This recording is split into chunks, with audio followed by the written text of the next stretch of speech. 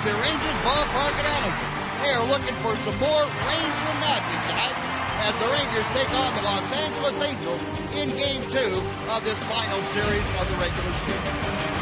And welcome in, everyone, along with Tom Greaves, Steve Busby. Glad you can join us for this Friday night of Ranger baseball. And boy, if last night didn't get you going, maybe something will tonight. But that another great night last night, Tom. And Alexi Ogando on the hill tonight for the Rangers, and he has been really good of late. He has. Since he came off the disabled list, Buzz, he's been throwing the ball exceptionally well. He had 4 relief appearances. He pitched 6 innings, gave up 1 hit, no runs. Since then, he's had 2 starts. Both the starts have gone very well. In his last he got up to 7 innings to a little over 70 pitches. He's been very efficient with his pitches. The other thing that's been nice to see, his velocity is back. He's throwing 95, 96 miles an hour with a sharp breaking slider, not quite as many change-ups, looks more like a relief pitcher in a starting role. Been working very well for him. He's been almost dominating in his 2 starts. Yeah, and the last time out in Kansas City, that may be have been his best start stuff-wise since way back in 2011. So hopefully he'll be able to bring that out here tonight against the Angels as the Rangers and the Angels get set to hook it up in Game 2. The Adrian Beltre and company see what kind of magic potion they can throw out against the Angels tonight. Starting lineup, first pitch right after this on TXA 21. Ford dealer. Visit your Texas Ford dealer and drive the best-selling trucks for 36 straight years. Ford is the best in Texas. By AT U-Burst TV. And by TXU Energy. The right things right now. 1-866-CALL TXU. The Rangers riding a 4-game winning streak coming into play here tonight, and they are trying to keep pace in the wild card race in the American League. It's down to 3 teams now. It's Tampa Bay and Cleveland and the Rangers, and there are only 2 spots available. Well, the Rangers need to continue to win and hope that Cleveland and or Tampa Bay drop a loss in there. Angels starting lineup, they will face Alexi Ogando tonight. Eric Ibar leads off. Cole Calhoun bats second. Mike Trout is the DH tonight. Josh Hamilton plays center and bats cleanup. Howie Kendrick at second. Mark Trumbo, the first baseman, bats sixth. Hank Condra is catching. Colin Cowgill is in left field. And batting ninth, the third baseman, Andrew Romine. That would check the scouting report for Alexi Ogando. On the season, he's 7-4 with a 2.93 ERA. Pitched in 21 games, 4 of them relief appearances. Last 6 games, last 2 of which have been starts. He's been terrific. 2-0, 0.50 ERA. Opponents hit below 100. Against the Angels, he's pitched as well as he has against any other team. An ERA of 1.98. Lowest among active pitchers with at least 50 innings pitched against the Angels. Ogando working from the stretch now, and Ibar starts it off a bunt. Beltre fields, throws, gets it. Nice start by Adrian Beltre and company. Good pitch by Ogando, and Beltre is patented down under firing the ball to first base for the out. Now, Ibar last night almost squared around and tried to bunt. Look where Adrian's playing. He's anticipating the bunt. That's basically a perfect bunt. But he has no chance to beat it out with Adrian in and playing third base the way he plays third base. It's almost like he said, I'm going to take one pitch and make an out on purpose. There's nothing he could do to get a base hit right there. The only chance he had is if Beltre fell down trying to field it. That's I about guess it. That could have happened. That's not something you're going to bank on every time, I wouldn't think. Cole Calhoun takes the first pitch outside for ball 1. Calhoun at 276. He has 8 home runs, 31 driven in. Getting a lot of playing time the last couple of months for the Angels. There is a strike from Ogando. Right off the bat, Ogando popping his fastball at 96 miles an hour. Just didn't see that in most of his early starts. He pitched well in a lot of his early starts, but he was doing it without his best velocity. Yeah, and we've said a lot of times that, velocity isn't the main thing, but it sure helps if you have it there. Yeah. And it's available to you. Yeah. And that's just velocity by itself. It's not going to make you a good pitcher, but makes the rest of your stuff a little bit better. Yeah. Pitch fouled away. It's a ball and 2 strikes to Calhoun. Kind of like icing on the cake. You get a slider like Alexi's, and as aggressive as he is, now that he's gotten 100% healthy. As aggressive as he is, he can really make do with the fastball slider and maybe an occasional changeup. He doesn't even have to mix that in very much. No, he made the All-Star team with that formula. Right. The 1-2. Base hit to right field, and Rios is playing toward right center. He slides to cut it off. He will hold Calhoun to a long single. Nice job by Alex Rios cutting that ball off and holding Calhoun to one base. He might have done Calhoun a favor with that breaking ball right there. He was late on the fastball, and that looked like it was right in his wheelhouse and favorable to his bat speed right there. Had a good swing at that pitch. Of course, it wasn't exactly the location Alexei was trying to throw it at. Very athletic slide and play by Ogando out in right field. Keeps him at first base. Good job by Rios, and one on now, one out. Mike Trout handling the DH chores tonight. Trout at 324. Ball one is high. Trout 26 home runs, 94 RBI, and he has fared very well against Ogando. So he had 4 for 9 mark with a home run against Alexei. 431 on base percentage. That, if it stands up, will be the highest in Angel history for a full season. Ahead in the count here, 2 balls and no strikes.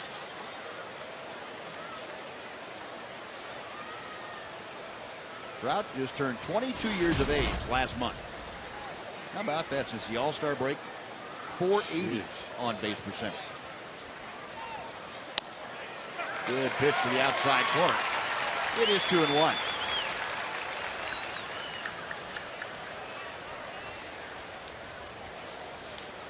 Alexei had spent 3 different stints on the disabled list this year. I don't think he ever got 100% healthy from get-go in spring training. I mean, he was out there pitching and doing as well as he possibly could, but there was something holding him back. And Alexei never said anything to anybody, but you just knew that he wasn't dealing with his full arsenal for one reason or another. And then coming back this last time, it was obviously there. It has been. 2-2 to Trout. Calhoun the modest lead at first as Ogando checks it. Inside. The count now is full. Ball kind of popping out of the glove of A.J. Przinsky. So a full count to Trout with Calhoun at first. 1 out. Trout trying to get aboard. He'll be followed by Josh Hamilton.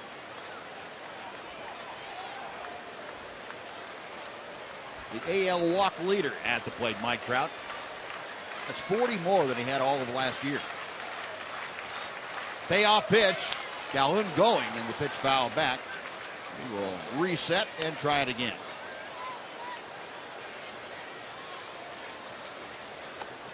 That sophomore slump that everybody talks about, I don't think Mike Trout read that book. No, he got up to a little bit of a slow start in April, but it didn't take him long to get right back in gear. They've got all sorts of stats on him in his first 2 years, things he's accomplished that very few players have accomplished at the same age. And another foul ball with Calhoun going. Yeah, First of 4 ever to hit 50 home runs, score 200 runs, and average 320 in his first 2 major league seasons.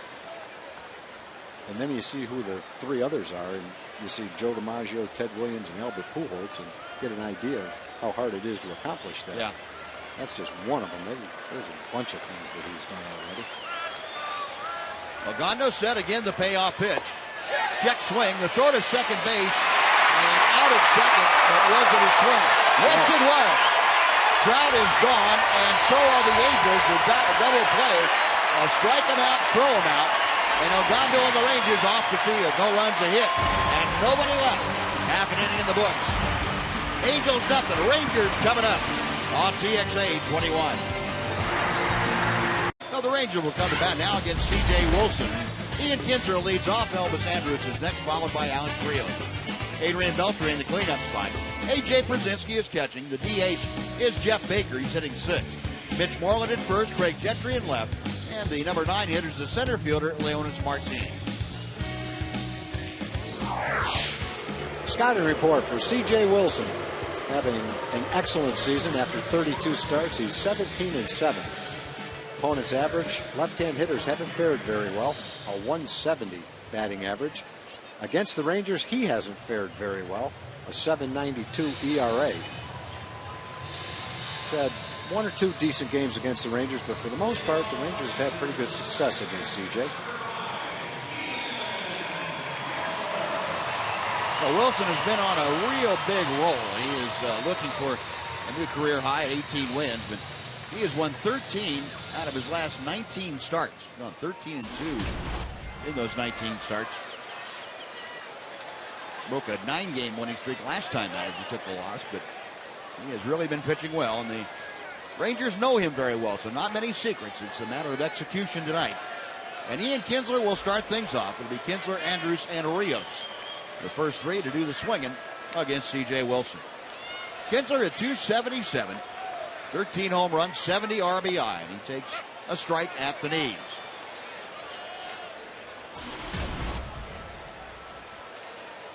Ian 2 for 4 in last night's ball game, brings in an 8-game hitting streak against the Angels here tonight. Angels a favored team for Ian Kinsler to have offensive success against. Check swing, it's a strike anyway. Ian's hit safely in the last 7 against the Angels. Down to the count, however, here at 1 ball and 2 strikes.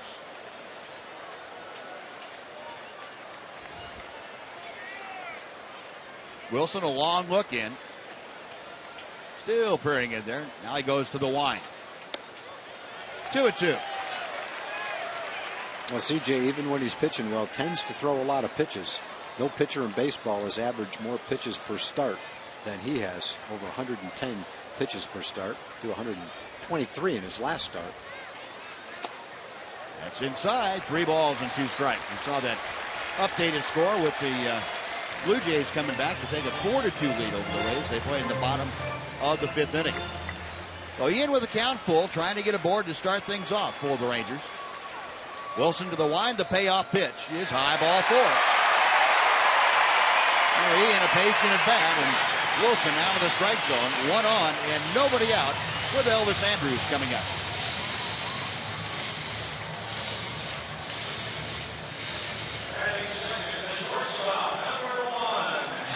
Elvis hitting at 271 for the year. Second most walks in the American League. Only Lucas Harrell has walked more batters.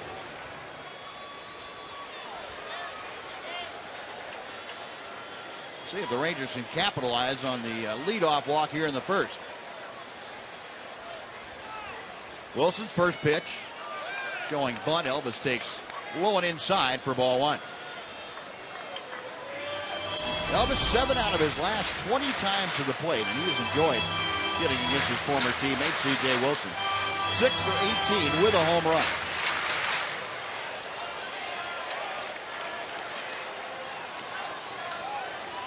Pacheco first.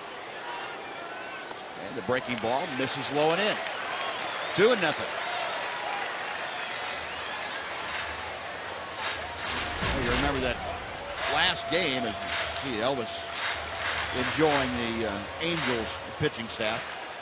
Last game that CJ pitched against the Rangers, finally got a career win against them, although he only lasted 6 2/3. Gave up 4 runs in that ball game. Angels ended up winning those 6-3. That was back on the 6th of September. 2-0 the count to Andrews. Outside, 3 balls and no strikes. And Conley going to go out and talk to Wilson. A very impatient Mike Scioscia. The first pitch of the game was a solid strike. Since then, 7 out of 8 pitches have been out of the strike zone. Well, Elvis way ahead in the count, 3-0. He's going to be followed by Alex Rios. And Rios hopes to be hitting with a couple of teammates aboard.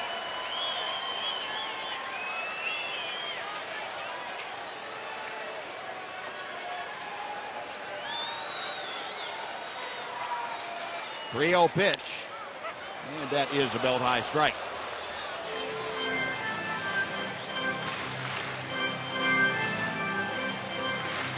Another time this year that Wilson matched up against the Rangers in this ballpark on the 30th of July. He had a very short outing, 4 innings in that game. Rangers ended up walking off in extra innings against the Angels that night. It'll toss to first, and Ian back standing. Ranger fans will remember that C.J. Wilson does not possess a good move for a left-hander. It's average at best. He relies on a quick move to home plate and varying his time staying in the stretch to keep runners from getting a big jump. And the left-hander's ready, the 3-1. On the move is Kinsler, which rolls into right field slowly for a base hit.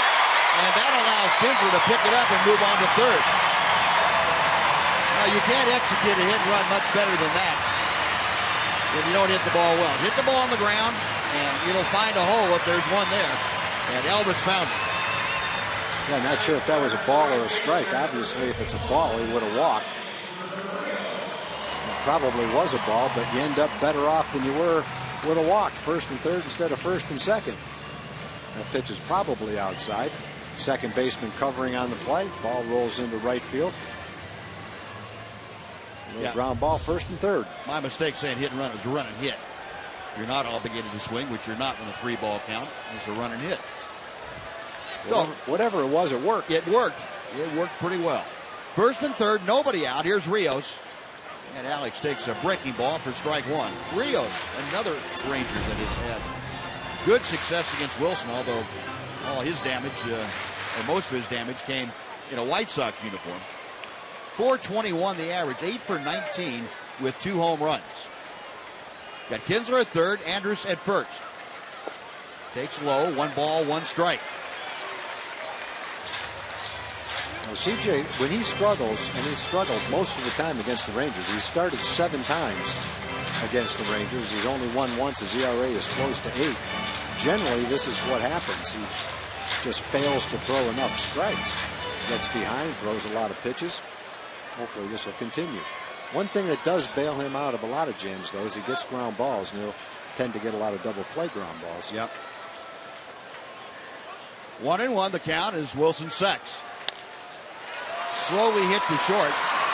Not going to be able to get anything more than a force at second. They do. Elvis is out. But in to score is Kinsler on the ground ball, the fielder's choice ground out. Alex Rios gets the RBI. The Rangers take an early 1-0 lead. Yeah, Ibar almost threw that ball into right field. Kendrick had to reach down and to the right to catch that force out. The Rangers strike first, try to keep it going.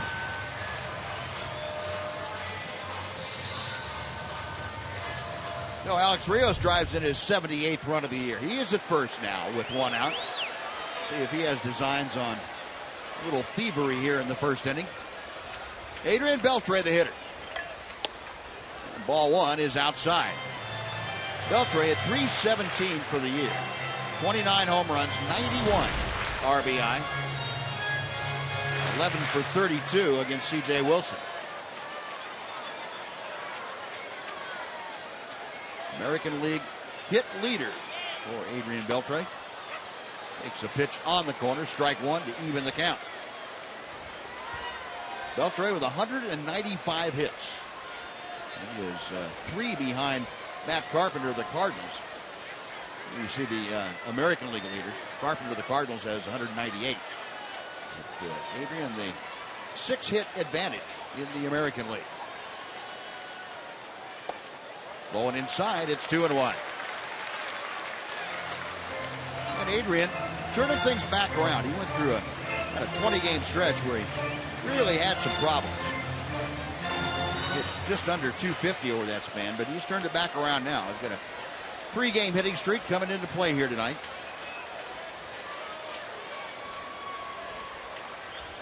And Wilson a snap throw to first.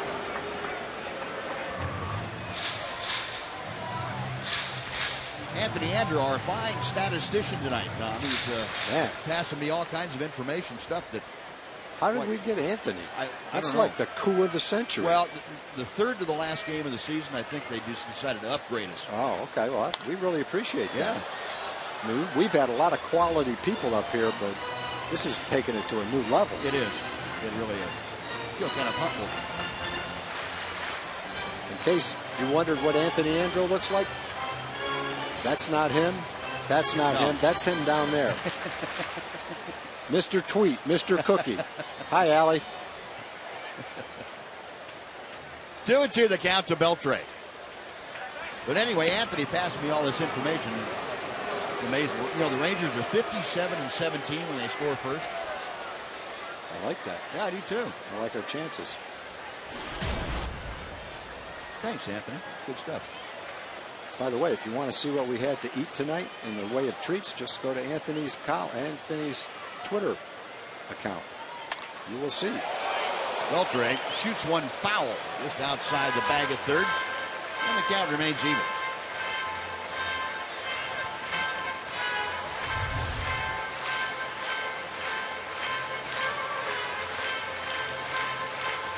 That little low hook going out there. Kind of surprised her a little bit. Yeah, got to use your body sometimes. Rios at first, 2-2 the count, as Wilson sets and checks him. Low, and it's 3-2. Well, Beltre has run the count full, and C.J. Wilson now is going to be 21 pitches before he gets rid of Beltre, if he gets rid of him in this pitch. Tried to give him a little different look there. Drop down more of a sidearm kind of fastball. On 20 pitches, 11 of them have been balls, only 9 of them strikes. A 3-2 with one out. Rios will probably be running. You have A.J. Przinsky waiting to bat next.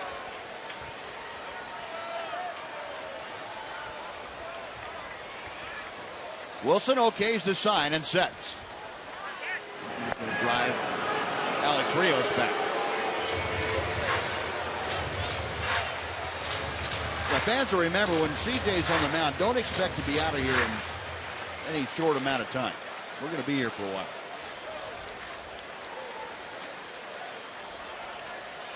Now the payoff pitch. Foul back.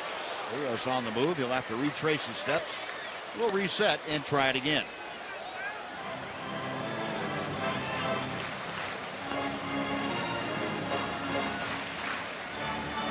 Alex already a career high 40 steals this year. Both he and Elvis Andrus have topped that 40 mark. He's got the lead at first again. And again, Wilson toss over there.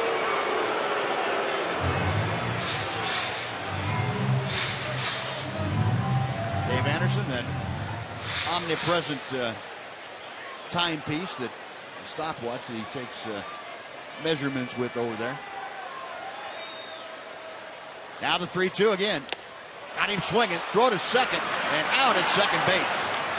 Well, the Rangers return the favor. Strike him out, throw him out, double play. The difference is the Rangers score a run in the first on a hit, nobody left. They're going to the second. So the Rangers 1, Angels nothing on TXA 21.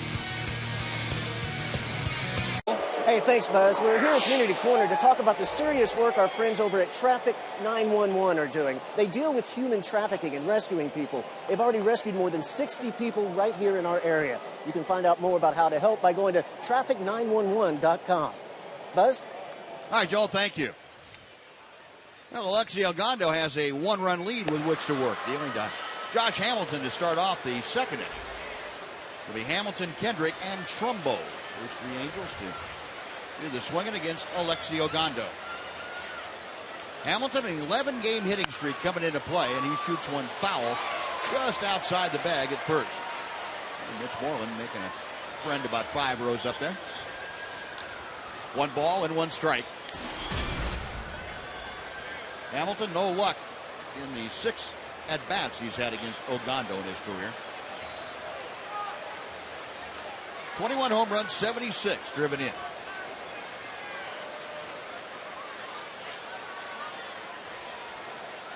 Ogando's 1-1 pitch. 1-2. Very well located fastball. Well, the Indians up at Target Field in Minneapolis, just putting it on the Twins in the first inning. A 4 spot. As the Twins come up for the first time. Got him swinging. Just threw that fastball right on by Hamilton. When you combine that location with 96 miles an hour buzz, then you've got the best of both worlds. He just threw that one right by him.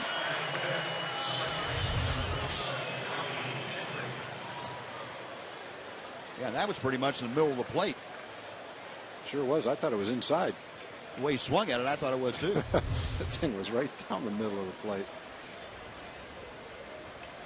No, 1 out. That is 2 strikeouts now for Ogando. Here's Howie Kendrick. And he takes the strike. Well, Lexi not wasting any time. He's going right after people. Kendrick hitting at .301. He has had pretty good success against Ogando. Well, when we talked about Ogando in the open to the show, we mentioned how efficient he's been, averaging just a little over 12 pitches per inning.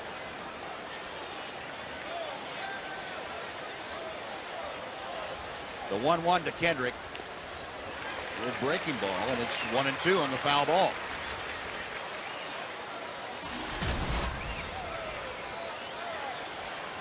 See, Kendrick against the Rangers this year, a .317 hitter. Couple of home runs, 8 RBI. Forced to miss about a month and a half with that knee hyperextension. He suffered that against the Rangers out in August in Anaheim. Out of play down the first base side, back into the club level of seats, and the count remains a ball and 2 strikes. Remember that night that Kendrick hurt himself? It looked like a terrible fall that he took. He and I believe it was Calhoun, the right fielder, kind of collided. Calhoun undercut him on a pop fly in the shallow right. Tap foul. Kendrick trying to get out of the way, and he really crumpled up on the ground. But fortunately, for he and for the Angels, for him and for the Angels, it was not a major problem. It requires surgery and just some time to heal.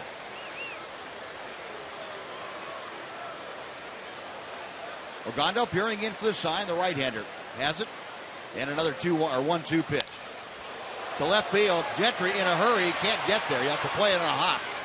Kendrick, a big turn at first, will hang on with a 1-out single. Well, both hits tonight have come on hanging breaking balls. In the first inning was Cole Calhoun. In this inning, it's Howie Kendrick.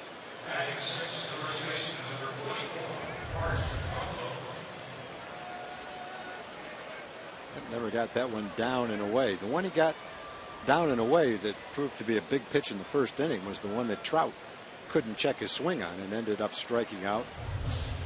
Man was thrown out at second base for a double play to end the inning. A 1-on, 1-out. Here is Mark Trumbo. Ball 1 is low and outside. Trumbo hitting just .236, but 34 home runs, 100 RBI for the Angel first baseman. See, against Ogando, he's 6 for 16 in his career.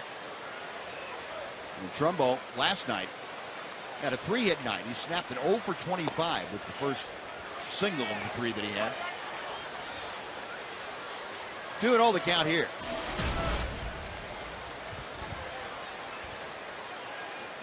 In the last 8 ball games, even a 3-hit night hasn't helped him out that much. Still a 103 average in the last week plus with 10 strikeouts for Trumbo. That's outside. 3 balls and no strikes.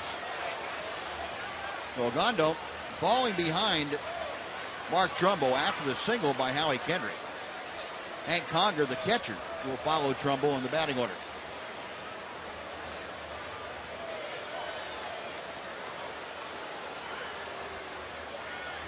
Ogando with a 3-0 pitch. 3 balls and a strike.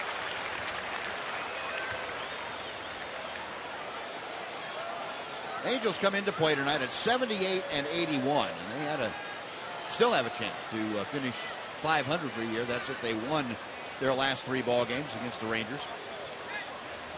And to get that close to 500, even if they don't get to exactly 500, that's pretty remarkable considering how far they had fallen at the start of the year. Outside, ball 4. And there are 2 on with 1 out for Conger. Ogando, after giving up the base hit on a hanging breaking ball, didn't really come close to Trumbo. And now the switch hitting catcher, Hank Conger, will step in.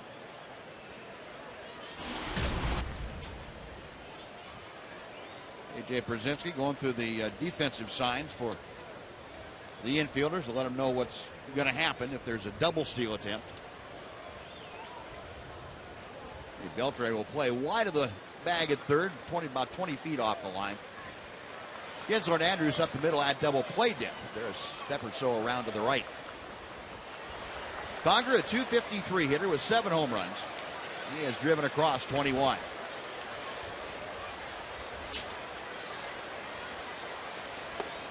Sticks up and off and got a swinging strike. Conger up there looking for the fastball.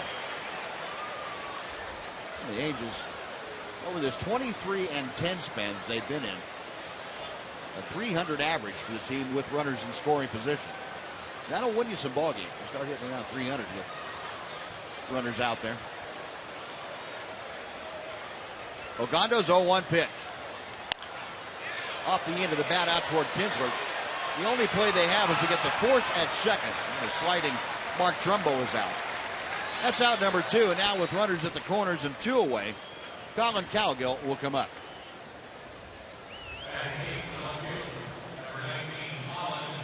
Oh, Ogando came back after the walk, made a couple of good pitches. Got him to swing way out in front of a changeup. Then he ran one down and away, hit it right off the end of the bat. Ian gets a deliberate out, knows he can't get a double play. Just want to make sure you get that one out, make an accurate throw. Cowgill, who took over in the 5th inning last night for J.B. Shuck. In there again tonight. Shuck had to leave last night's game with a sprained right ankle. And apparently not sufficiently recovered today to be in the lineup. So Cowgill gets the start, hitting 8th and playing left field. First pitch from Ogando. And a breaking ball drops in for strike 1. Cowgill at 241. 3 hits in his last 7 at bats. That's right on the heels of an 0 for 18.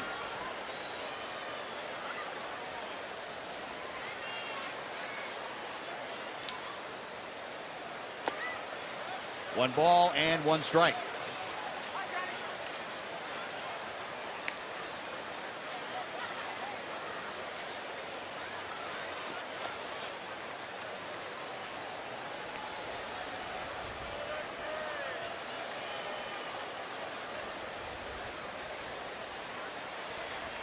Cowgill went 0 for 1 in the only at bat he had in last night's ball game after entering defensively in the 5th. Pops this pitch up. Out in front of home plate, coming down the line, Adrian Beltre, the third baseman, makes the basket catch. And that will do it.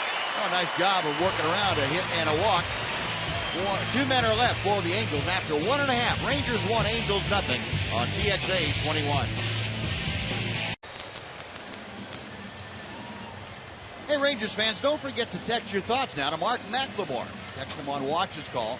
Reach Mark at 469-209-2121. If you read your text in the post-game show tonight, you'll win a $50 sporting goods gift card. That's compliments of Metro PCS. The text number again, 469-209-2121. Second inning, A.J. Brzezinski to start things off. He'll be followed by Jeff Baker and Mitch Moreland against C.J. Wilson. And Wilson out there having used 22 pitches in the first inning. He fires strike 1 to A.J. Yeah, you got to break because with 1 out, Adrian probably swung at ball 4. Otherwise, it'd been only 1 out with a couple of men on. No telling how many pitches he would have thrown. As it is, it turned into a double play to end the inning. Ahead of Brzezinski here very quickly. No balls, 2 strikes. Mentioned that C.J. has been very tough on left-hand hitters. Well below 200 against him this year.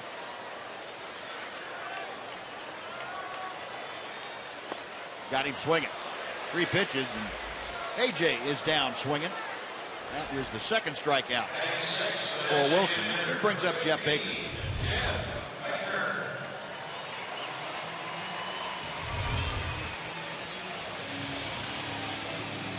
Baker, with some assorted injuries, really only available to DH.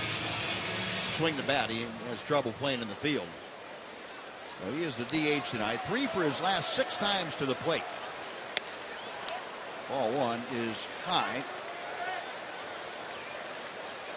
Jeff has had, of course, that thumb injury which hampered him for the better part of 2 months. 2-0. Baker having another outstanding year against left-handed pitching. What the Rangers brought him in to do, and he has really been good at it.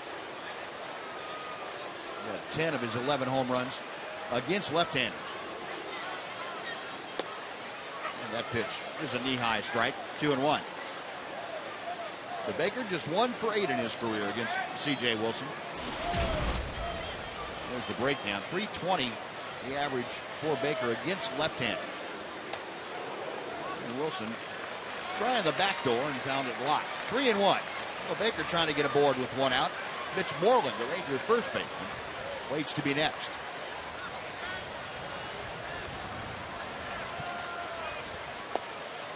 And the knee-high strike. 3-2.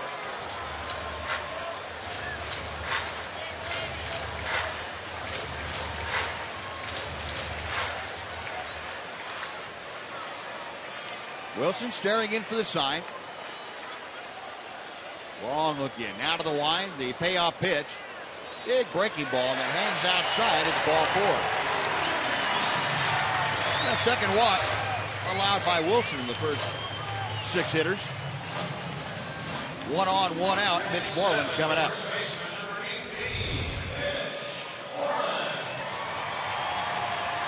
Mike Scioscia wondered where in the world that pitch was. And there's the answer. A little bit outside. Yep. Didn't quite come back and catch the corner. C.J. Wilson now with 2 walks very quickly. Last time out against the Mariners, despite losing, he only walked 1 in 8 1/3 innings. The idea, again, of facing his former teammates kind of gets inside of his head, I think, a little bit. Sure looks that way, as well as he's pitched this year And last year. Yeah. Compared to what he's done against the Rangers. Yeah, he always reminds you of somebody that's being very tentative. Yeah. Everybody. Yeah, that's what it looks like. It looks like he's afraid to throw a strike. Moreland at 232. Takes inside. 2 balls and no strikes. Mitch just 2 for his last 22, as those numbers tell you. 5 strikeouts. He's gone on some spurts in the last month and a half where he's really swung the bat well. As a matter of fact, in September against left-handed pitching, he's 4 for 13. Some of these numbers just make you scratch your head and say, what in the world's going on? Ripped and a miss. It's 2-1. Now, you would think that the numbers he has against left-handed pitchers would tell you he's hitting the ball the other way with pretty good authority. And I would tell you he's probably having some success, and that's not the case. Got Baker at first with 1 out. 2 balls, 1 strike is C.J. Wilson sets. Fastball to the inside corner. It's 2-2.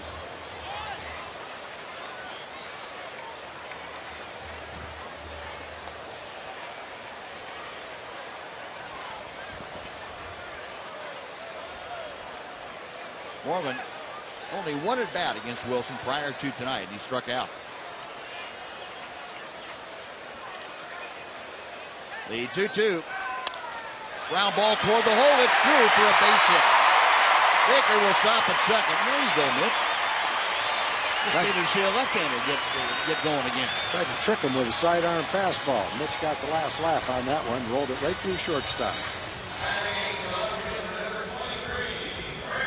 Sometimes you have to remember where your defense is playing before you decide on a pitch in a location. Not a bad pitch, really. But a good result for Mitch.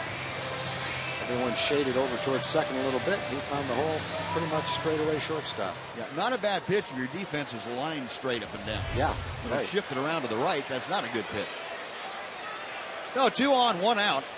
And Craig Gentry, as hot as any Ranger hitter has been in the last month. The breaking ball is high and outside for ball one. Gentry, another 3-hit game last night. He's gotten his average all the way up to 272. That's just about what he's hitting in C.J. Wilson in his career, 3 for 11. Gentry 4 for 12 in this homestand. He takes low and outside. It's 2-0.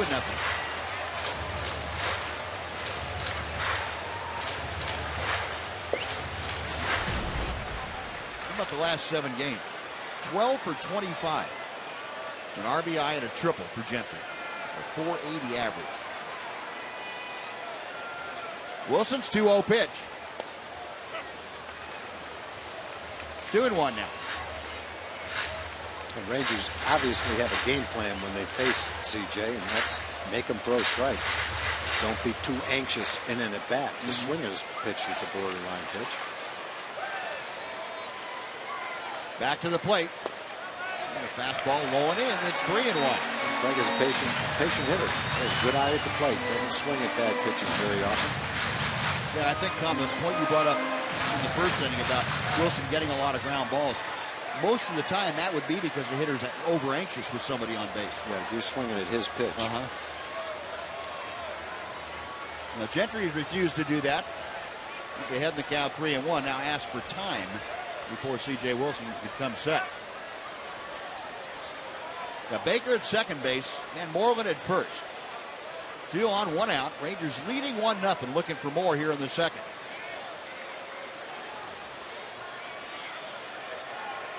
The 3-1 pitch instead. C.J. Wilson, a little inside move.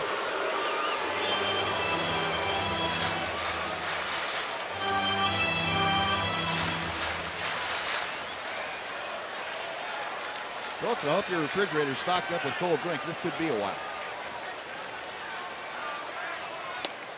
Outside corner. I don't know about that. Gentry disagreed. Careful, Craig. Don't want to get too demonstrative out there with Mike Demuro behind the plate. Yeah, well, it's closer than it looked, that's for sure. It was touching the outside corner. Apologies to Mike Demuro. Good call. Well, the count is full now with 1 out. Baker and Moreland on. They probably won't be moving with the pitch. We'll see here. Popped up. Right fielder Calhoun coming in and toward the line.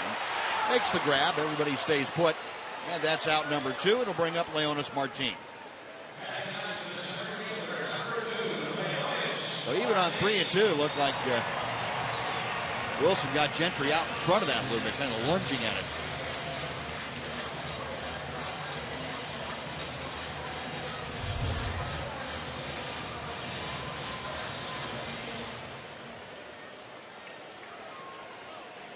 Our phantom cam. You can get a great look at where the ball hits the bat. When you see it hit like that, you know he's popped it up.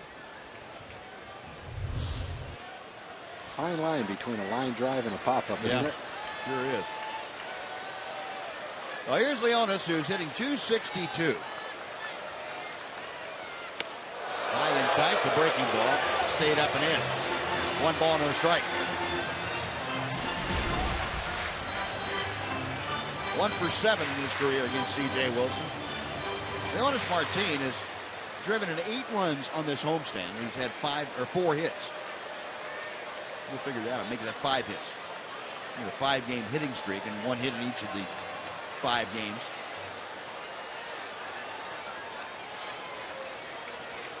One ball, no strikes. Top foul, and the count evens now at 1-1.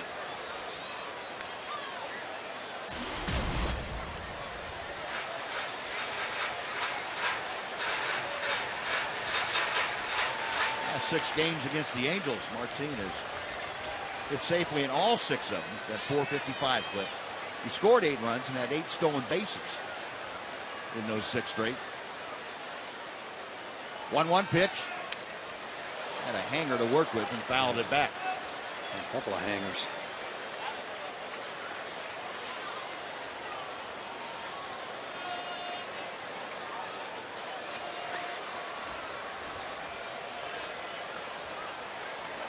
C.J. Wilson with 22 pitches in the first inning, and he's up to 23 so far in the second inning.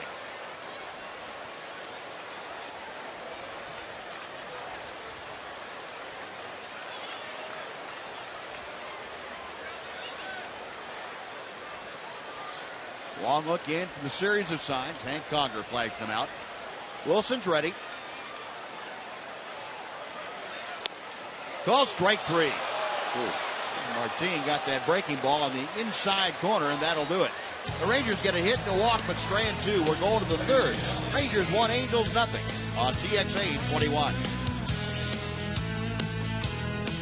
At TexasRangers.com/postseason.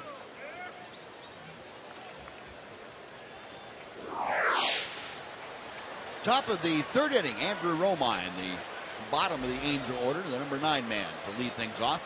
Romine to be followed by Ibar and Calhoun. Alexi Oganda goes to work with strike 1. Romine, the switch hitter, batting .242. No home runs, 10 driven in.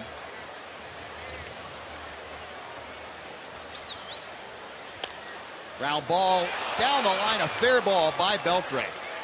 Gentry was playing toward the line, so he's able to cut that off and hold Romine to a leadoff single. Well, the third Angel hitter tonight. Romine starts off the third with that opposite field single.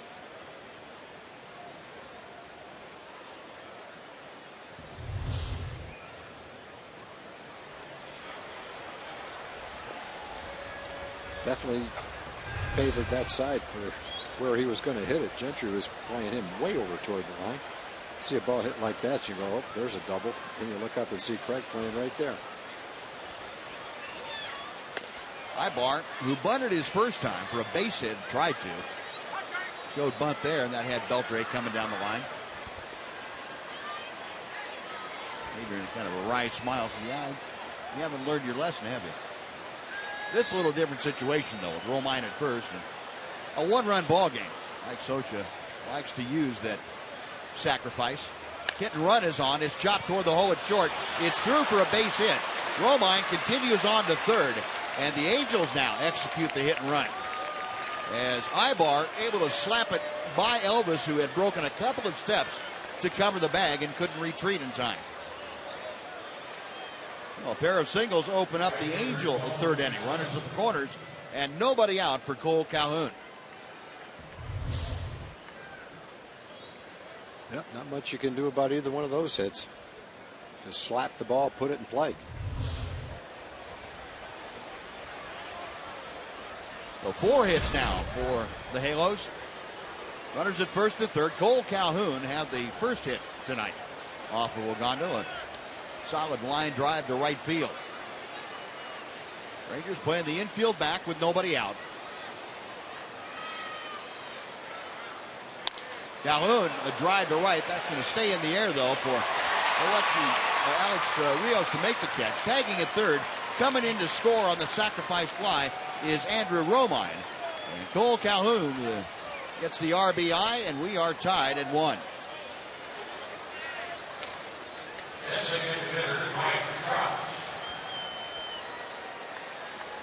Well, Calhoun drives in his 32nd run of the year. Ibar staying at first. He's there with 1 away now. And Mike Trout coming up. Got a couple of birthdays to mention. Raymond Gresson from South Maid, Texas, 95 years old today. Merlene Holder from Fort Worth is 93. And Marlene White is 92. Happy birthday, Raymond, Merlene, and Marlene. Trout struck out into a double play his first time. Ogando is going to fire on to first. Ibar trying to establish a pretty good lead over there.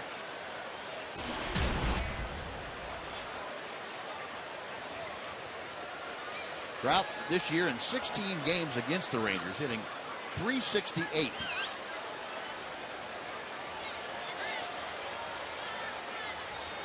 Ogando's pitch. Just inside, 1 ball, no strikes.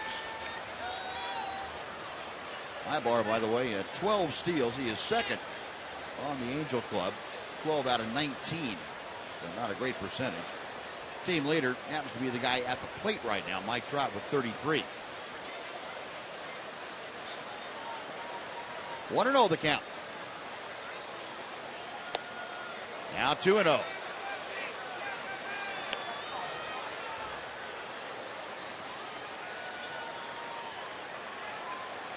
Trout checking with the third base coach, Dino Ebel, down there to see if Mike Scioscia might have something in mind.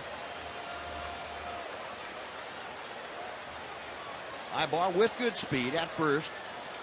1 out, a run across here in the top of the third inning. And again, Ogando, pretty quick move to first.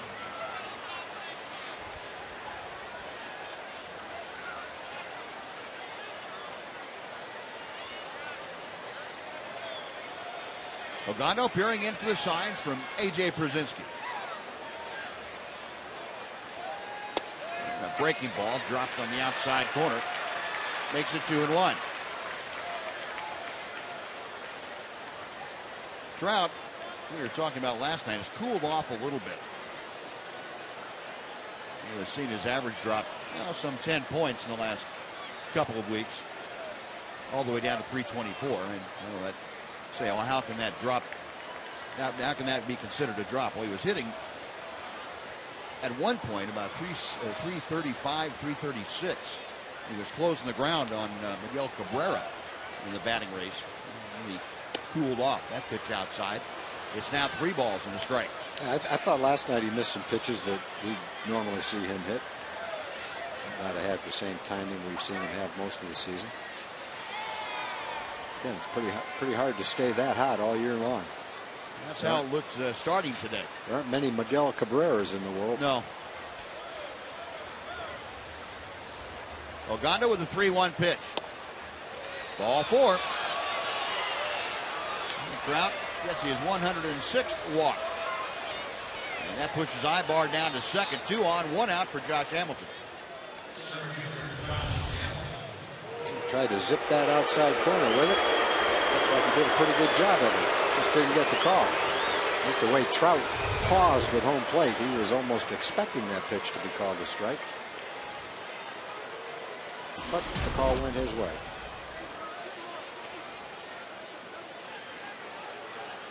Well, here's Hamilton, who went down swinging his first time up against Ogando.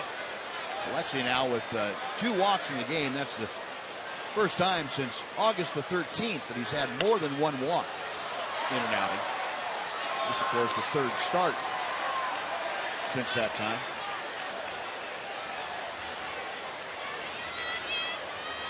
Quick reminder for you tomorrow, in case you hadn't heard or you had just forgotten. We'll be with you at 11 o'clock tomorrow morning. We're going to have a late breakfast or an early lunch with you. Fox Sports Southwest, the game has been moved up because the threat of rain in the afternoon. Double play ball to Kinsler. Andrews back to Norman. Well, Hamilton hits into the 4-6-3 double play, and that'll do it. The Angels do tie it up. They get a run on 2 hits and strand 1. After 2.5, the Rangers won, the Angels won.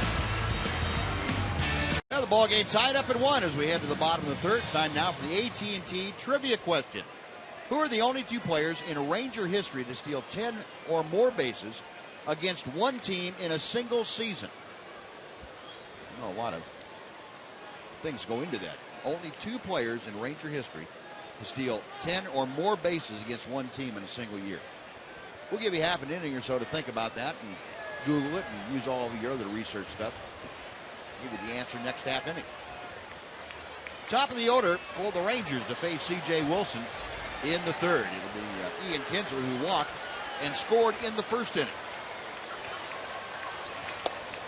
Rip and a miss. Wilson taking a little bit off that pitch to Kinsler.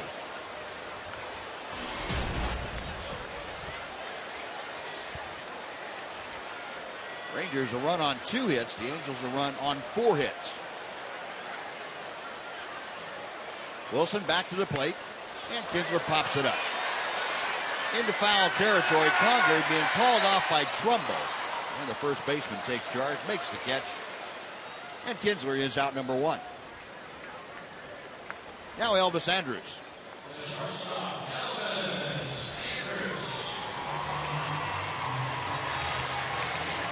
Elvis executing a hit and run in the first inning of his own. He just rolled one through the right side.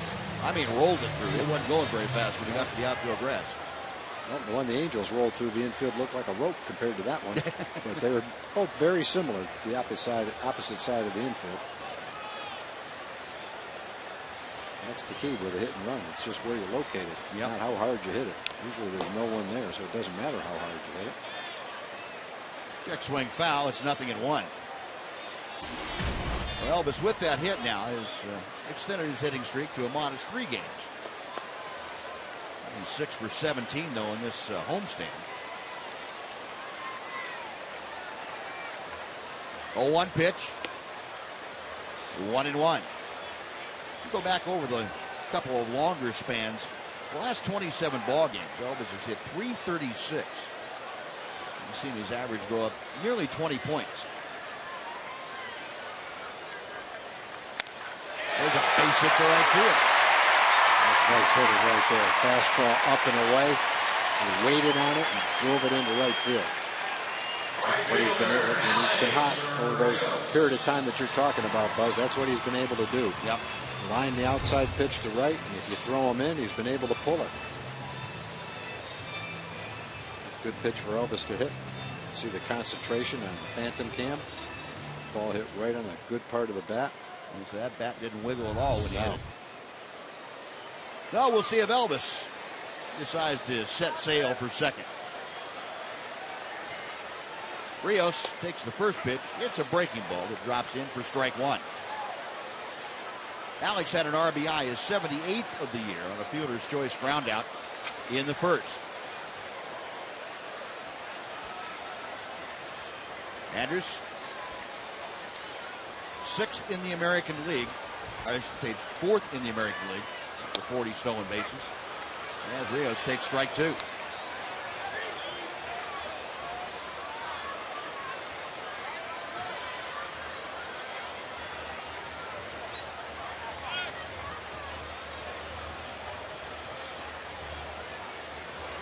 And Conger.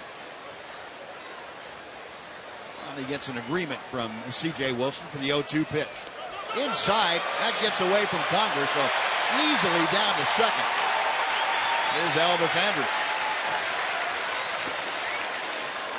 Well, to classify that as a wild pitch is an understatement. Yeah, Conger did a great job trying to block that ball. Well, he blocked it, just wasn't able to keep it in front of him. It was not an easy ball to block and keep in front of you. Right down at the feet of Alex Rios.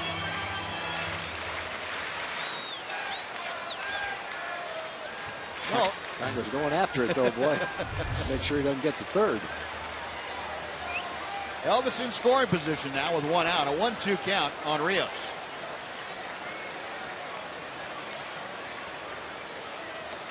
Check swing on the breaking ball, and the count evens. 2-2. Told you Alex Rios has had very good success over the years against C.J. Wilson. Came in 8 for 19. 5 RBI now with the RBI in the first inning. And he's got number 6 out there at second base. That's in the person of Elvis Andrews. C.J. Wilson okays the sign, a check of second. Misses low and inside, and it's gone from 0-2 to 3-2. Mike Sosa, I think he's seen this before. That doesn't make it any more palatable. I don't know that he gets frustrated anymore, Buzz. He's seen it enough. A full count with 1 out. Wilson ready. The payoff pitch. Way inside, all the way to the backstop. Rios walks down to third. Goes Andrews. A walk wild pitch. And the Rangers have runners at the corners for Adrian Beltre. I got to think CJ's a tough guy to catch. It throws fairly hard with good sinking action on it, which is kind of a heavy ball to catch. He's all over the place. You're blocking balls. This one is almost on the other side of Rios. Somehow it missed him. Another almost impossible pitch to block. Maybe he thought he was going to catch it, but he wasn't able to do it. Well, Rangers with a good chance to pick up a run right here. First and third and only one out for Adrian Beltre. Stay out of the double play right here. Yeah. Get a good pitch to hit. Adrian helped him out a little bit the last time up. Swung at a pitch probably a little bit up and away. Yeah, the Rangers also some options on the base paths if they wanted to get aggressive. You got Rios and Andrews, their two top base stealers at the corners.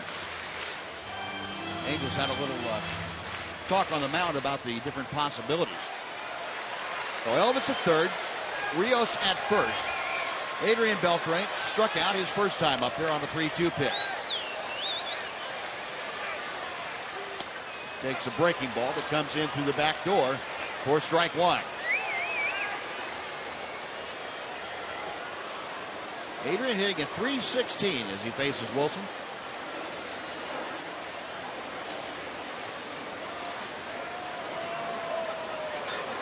Left-handers ready at check of first. There goes Rios. Pitch is swung on and missed, and Rios into second with his 41st steal of the year. Uncontested. There's Donder just satisfied with blocking the ball so he didn't go back to the backstop.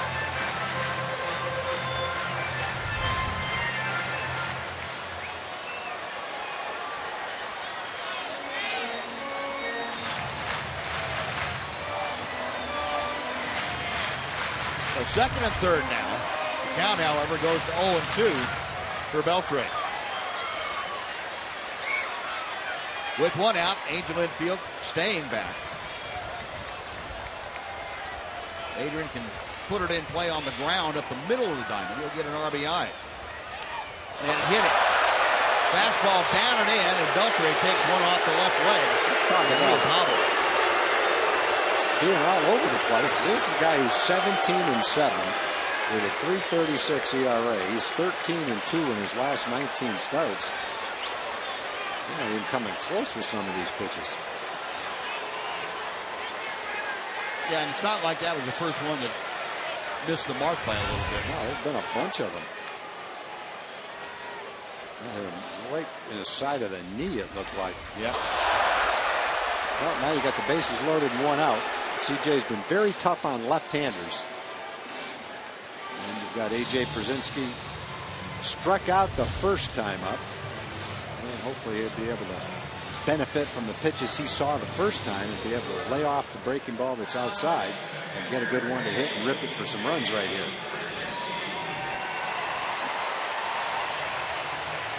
Well, Beltre, that ever-present smile on his face. He's even happy when he gets hit in the knee. Actually, CJ had struck Adrian out the first time, had him 0-2 that time. Yep. So as long as he's not hurt, that's probably not a bad development. End up at first base after an 0-2 count to a very tough pitcher. Now, Przinsky steps in. He struck out his first time, but AJ against left-handers lately has hit over 300, 17 for 55. Got a chance here with the bases juiced and just one out. First pitch from Wilson. Tied him up inside, but it was a ball. 1-0. I think the key in this at bat for AJ is to be patient enough to get a good pitch to hit. Don't help him out. Obviously having trouble throwing a strike. Now, Przinsky in his last 42 times at the plate with runners in scoring position. Got 15 hits. That's a .357 average. And a little roller foul down the first baseline, and that was very definitely a pitcher's pitch that he fouled off. Fortunately, he didn't put it in play. Yeah, exactly.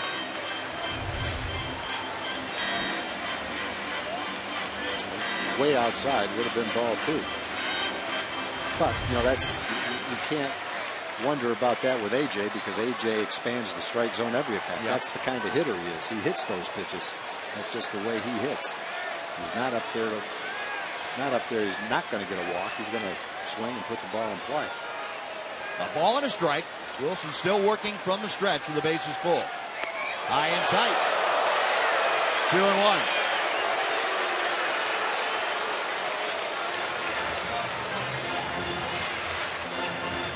I guess to categorize this as a struggle for C.J. Wilson wouldn't be exactly accurate, would it?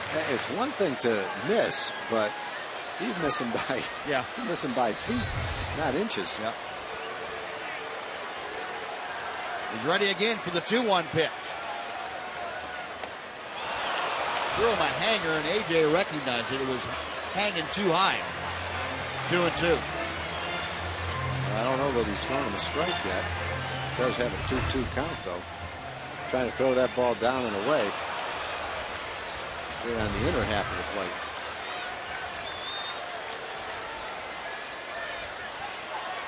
Andrews at third, Rios at second, Beltre at first. 1 out. A 1-1 ball game here in the bottom of the third inning. And it hit him. A breaking ball slipped out of his hand. Plunked Brzezinski. Down the line from third. The score is Elvis Andrews. And the Rangers, on a bases-loaded hit batter, take a 2-1 lead. And CJ's looking like he's frustrated that AJ didn't get out of the way. You throw a pitch that bad, something good is not going to happen. No one's going to get out of the way of that pitch. You got the bases loaded. You throw a pitch that far off, you deserve to hit someone and let it run in. Trying to throw the ball down and away, don't even come close. Don't be upset with AJ. Be upset with that bad pitch you just made. That's just being plain unlucky. Yeah, just can't catch a break. So, Rangers come right back. They answer the Angels' run with one of their own. Looking for more here. Bases still loaded. And Jeff Baker, who walked his first time, steps in. He lashes that first pitch foul down the right side.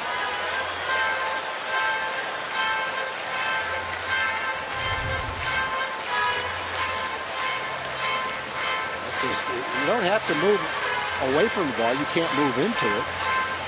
He just stood his ground and took a 75-mile-an-hour curveball for an RBI.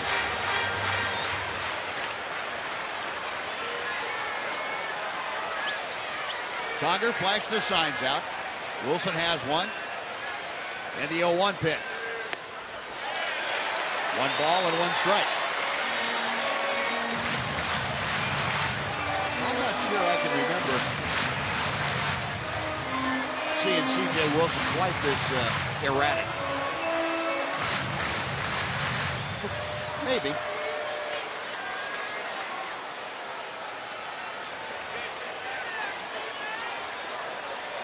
Now the 1-1 to Baker. That came inside, almost hit it. Here comes Rios down the line, a sliding fake. A wild pitch, the Rangers up their lead to 3-1.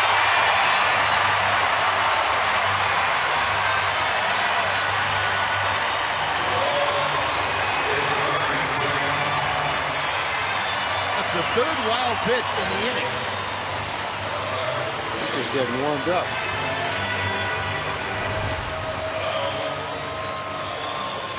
You might want to stop trying to throw that slider down and into the right-hand hitters this year. When he throws it to a right-hand hitter, it goes way down and in and almost hits him in the feet. When he throws it to a left-hand hitter, it hangs up and in and almost hits the left-hand hitter. So somewhere in between is what the result he's looking for, where it lies. Well, 1 hit, 2 hit batters, a walk, and 3 wild pitches. The Rangers have put a 2 spot on the board. They're looking for more still. 32 balls, 36 strikes for C.J. Wilson tonight. And we're only in the 3rd inning. C.J. Wilson has more than a quarter of his season total in wild pitches in this inning. Yeah. He only had 11 in 206. Well, 11's quite a few, but 11 in 206 innings coming in. Got 3 in this frame. The 2-1 pitch. And that is a strike. It's 2-2. If you're a hitter, you're almost surprised every time there's a strike. Yeah, it's not that easy to hit, that's for sure. Ryan Brazier, the right-hander, loosening in the Angel bullpen.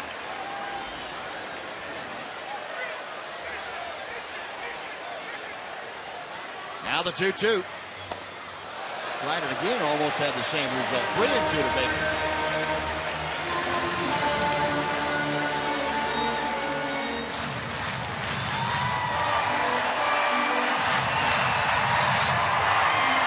Baker trying to continue as 4 straight Rangers have reached base. Baker trying to become the 5th. Mitch Moreland will be hitting next. The payoff pitch is coming to Baker. Strike 3 call. And a fastball down about knee high and a big strikeout for C.J. Wilson. That is out number 2, and it brings up Mitch Moreland.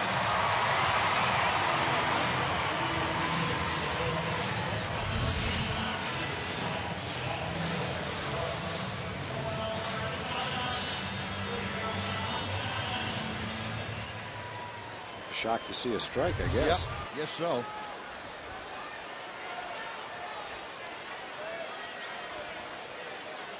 Moreland steps in having singled through the shortstop hole his first time up. Angels not shifted around nearly as much. Matter of fact, they're just about straight away for Moreland this time.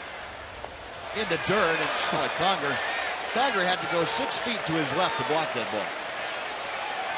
Conger's going to sign up for hazardous duty pay after this outing. That easily could have been a run. That's a great job by Conger to shift his weight all the way to the other batter's box and be able to block that right off his chest and keep it in front of him. It's a super job right there to save a run. I had Bob Lemon as my first manager in the big leagues. I had a night like this with Buck Martinez catching. Bob Lemon finally came out after about the 3rd inning and put his hand on Buck's shoulder and said to Buck, "Buck, you hang in there. I'll get you out as soon as I can." Turn around and left. I thought he'd come out to take me out. No, just wanted to reassure Buck. That pitch is outside. It's 2-0.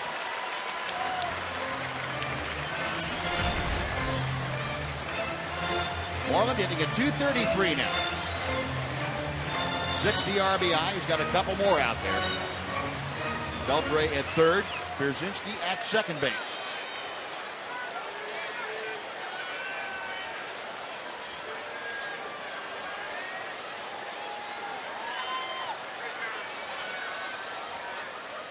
Outside, 3-0.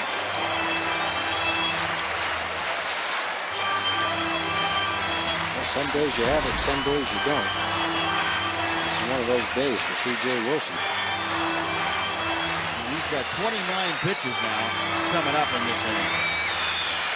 This is the most that he's had in an inning. 74, and he's not out of the woods yet here in the 3rd. 3 balls and no strikes to Moreland. I would imagine he's got a green light if he sees something in the middle of the plate. Well, as long as he doesn't have to duck from it. That one's on the inner part of the plate for strike 1. Maybe that was a game plan. Be wild enough to get hitters. Well, he's not being hit that hard. Not being aggressive. Giving up a couple of soft ground balls and 1 hard hit line drive to right field. Only giving up 3 singles. But it's taken him 75 pitches to do it.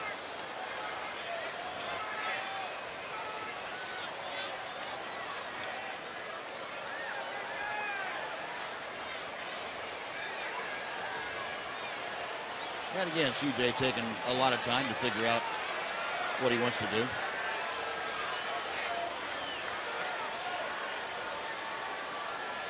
Now the 3-1 pitch. Inside corner. 3 balls and 2 strikes. Now the pitch is able to extend this inning. Craig Gentry will be next. That pitch is pretty much right down the middle of the plate. So see if he can get it again and rip, and Mitch pick up a couple of runs right here.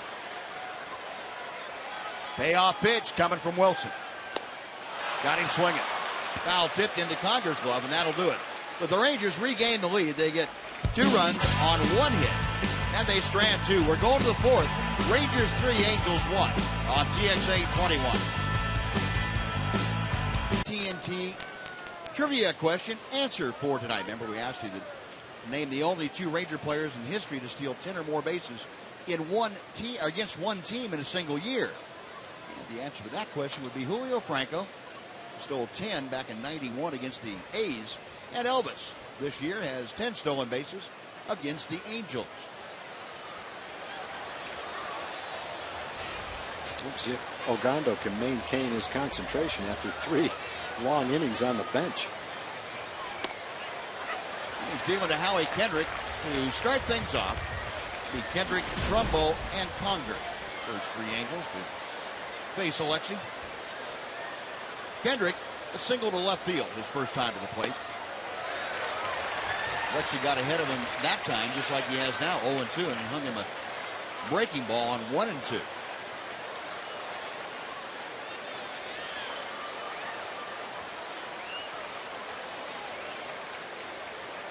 Ogando with 2 walks and 2 strikeouts.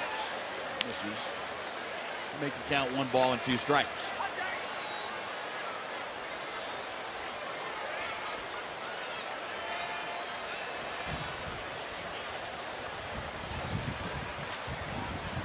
Alexi has worked from the stretch the entire time tonight. Foul back, and we'll try it again at 1-2.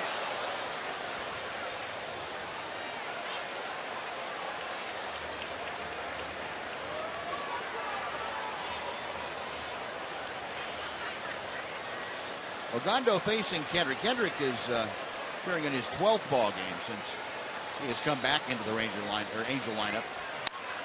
Line drive to right field. Rios coming on. The ball hangs up for him. And Alex Rios there to make the grab. That is out number 1. Well, Kendrick a hard out. Rios there to handle it. Now Mark Trumbo. Trumbo drew a walk in the 2nd inning.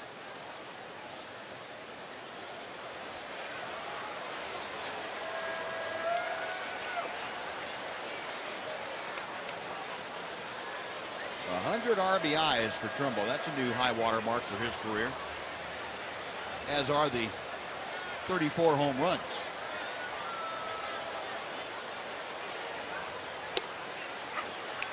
Down the middle, Alexi taking something off that pitch.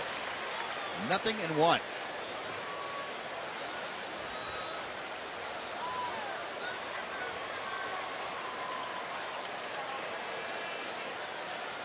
Last Angel player to hit more than the 34 home runs, Vlad Guerrero, former Ranger, who in 2004 hit 39 for the Angels. So Trumbo in pretty good company.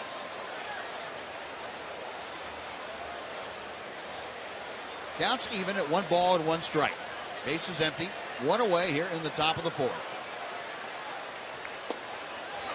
Good pitch to the outside corner. Off-speed pitches, couple of changeups. Not sure what the second pitch was. 89 miles an hour. I guess that might have been a version of a changeup.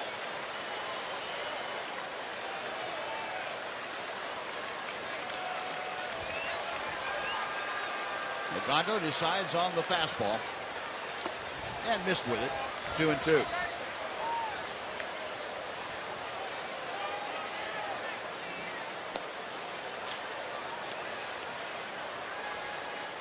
About this Angel club turning things around for themselves and making a push to try and get to 500 before the end of the season. That's become a very important goal for them.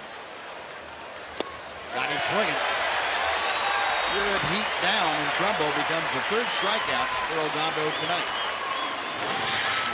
Good 95-mile-an-hour fastball. He showed him off-speed pitches early in the count and put him away with a good fastball. Throw it by him.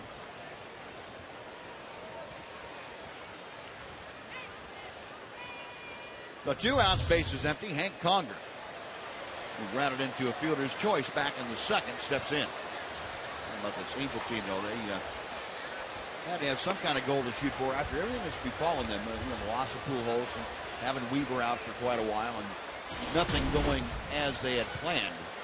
Pitching staff in shambles. And Mike Socia has felt that, having that at least to shoot for has been a good thing coming down the stretch. Even though realistically, since the first part of September, they knew that they were pretty much out of the running for the division title. And then by the middle of September, the hopes of a wild card berth had gone by the wayside. Ground ball hit into center field, a base hit for Conger. Oh, he keeps the inning alive, a 2-out single. Conger at first now for Colin Cowgill. Hit the high changeup up the middle.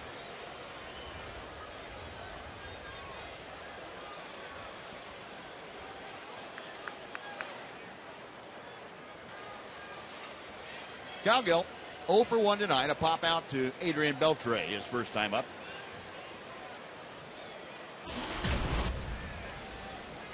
.238 the average now.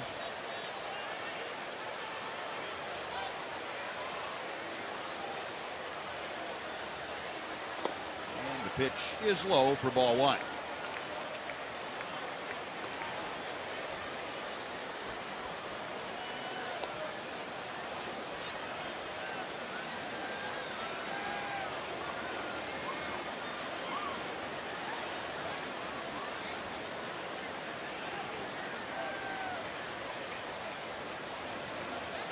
Ogando ready, and back to the plate he comes. Ground ball on 2 big hops. So Elvis goes a short way, and the force takes care of Conger and the Angels. No runs, a hit, and 1 man left. After 3.5, it's the Rangers 3, the Angels 1 on TXA 21. Is sponsored by SportsCityToyota.com and by the University of Texas at Arlington.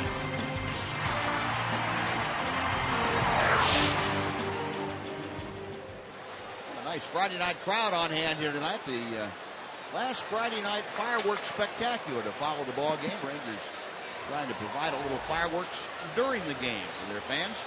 Craig Gentry to start things off against C.J. Wilson. Wilson out there after a very erratic first 3 innings of work here tonight. He's 77 pitches, 41 strikes, 36 balls. A couple of hit batters, 3 wild pitches last inning. And he fires strike 1 to Craig Gentry. Gentry flied out to right field his first time to the plate.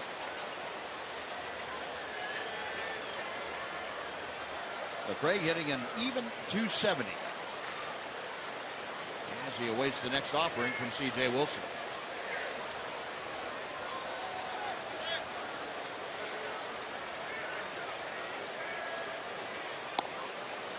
On the inside corner. Picks something off it, and Gentry now finds himself down in the count. No balls and 2 strikes. Craig Gentry making his 7th straight start in left field. Tom told me he'd hit his way into the lineup, and when playing so well, Ron Washington just decided to go with him down there for the stretch run.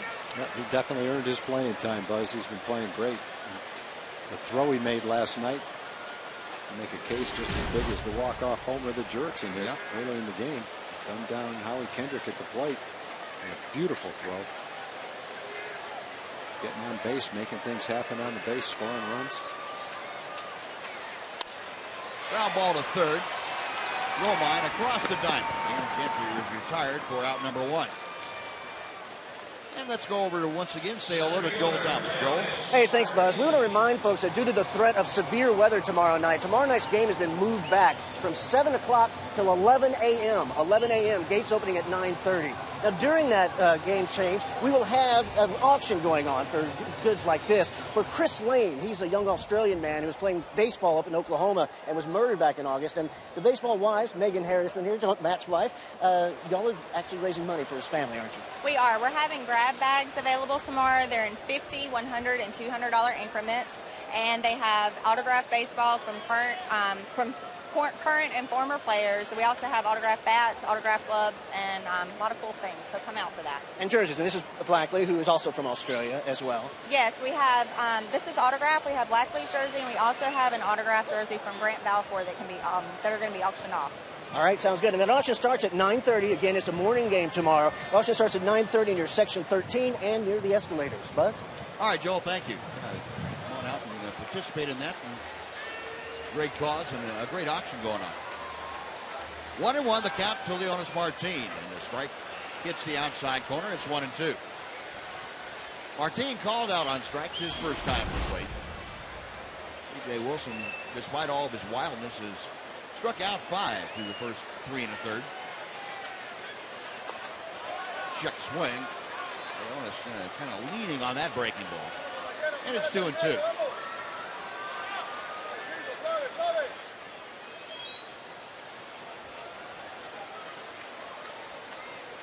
Number 4 there, down and away. Home plate umpire Mike DeMuro saying, here, these are the baseballs you got to work with. Which one do you want? I'll give you a choice.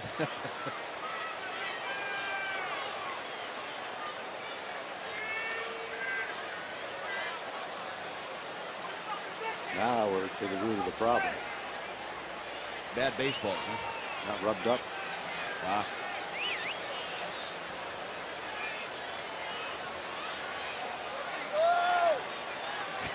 Mike Sosa's going to check him out. Well, at least we know. At least we know what the problem is. Yeah. Problem with the baseball. Must be it. Got a ball that CJ can't throw, but Ogando can throw. Magic formula. Line drive right at Howie Kendrick, the second baseman. That is out number 2. 2 up, 2 away, and back to the top of the order for Ian Kinsler.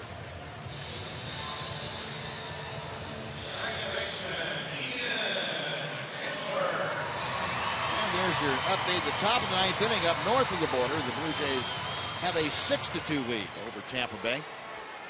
If the Rays lose that, they would be tied with the Cleveland Indians if the Indians hang on up in Minnesota. Both of them would be 1 game ahead if the Rangers can keep pace. It's coming down right down to the wire. Major League Baseball today put out the formula for a tiebreaker if there were 3 teams tied for the 2 wild card spots. We'll talk about that as the time goes on here tonight. Rangers out in order for the first time tonight. 1-2-3 inning for C.J. Wilson and the Angels. We're going to the 5th. Rangers 3, Angels 1.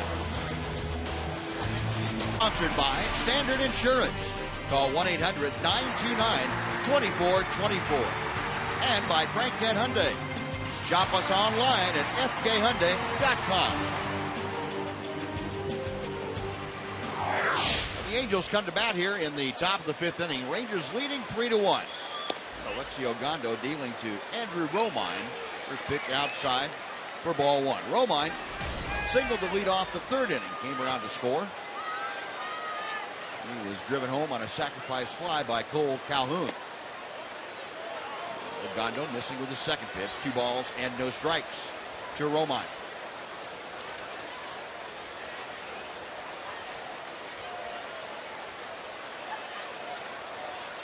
Alexi back to the plate. A rip and a miss.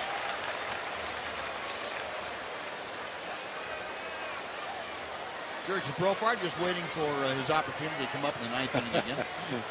How about that home run he hit last night? Huh? There's no doubt about that one. Ball 3 is upstairs. And Ron Washington said after the game, asked about his thought pattern going to Profar to lead off tonight. He said, well, I just thought he had a good chance to maybe get on base or, walk or get a single or something like that. And said he gave me a little more than I thought. I would hope so. Up the middle into center field, and Romine with his 2nd base hit, his 2nd leadoff hit of an inning.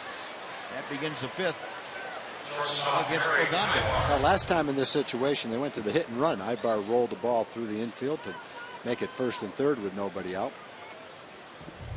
Alexi fell behind Romine 3-1, made him a better hitter looking for that 3-1 fastball. He knew that Alexi didn't want to walk him, wasn't going to be too fancy with a 3-1 pitch.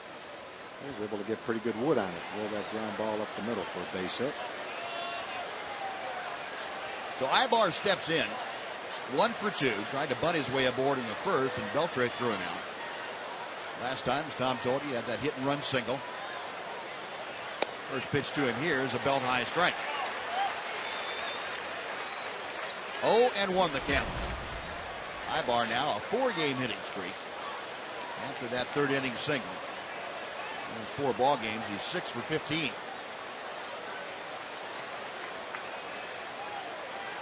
Alexi set a check of first. And a chopper down the first base line. It is a foul ball. Home plate umpire Mike DeMuro coming out to make that call since he was in front of the bag at first. Down toward home from first base. That's his call, and once the ball gets to the bag, it becomes the first base umpire's call, Scott Berry in this case, whether it's fair or foul.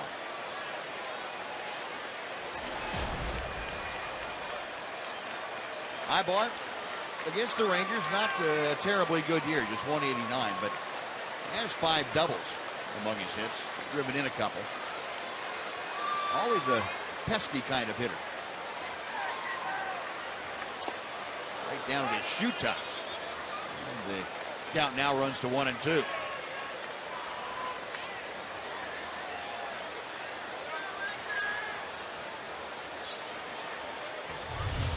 ball hit the umpire in the foot. Otherwise, that ball goes back to the screen. Keeps the double play in order thanks to the right leg of Mike DeMuro.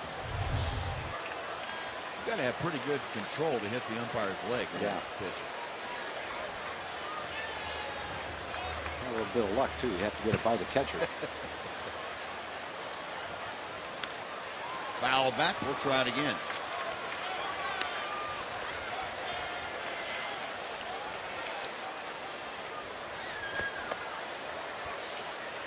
So Alexi, not quite as sharp as he was in Kansas City last time out, but still holding this Angel Ball club down. They've touched him for 6 base hits in 5 innings. Only 1 run so far. Doesn't really have the command of his fastball that we've seen the first couple of times, first couple of starts that he's had. In the air to center field. Leonis Martin almost dead in his tracks. Makes the catch. Back to first goes Romine. That was the first out. And it will bring up Cole Calhoun.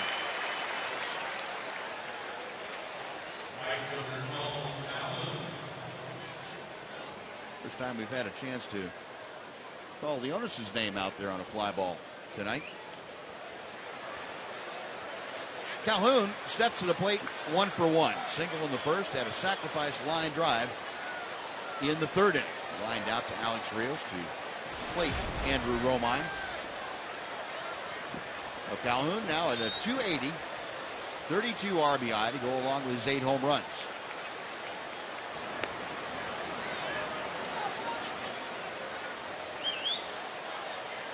And Romine with pretty good speed at first, so let's see, making sure he keeps an eye on him.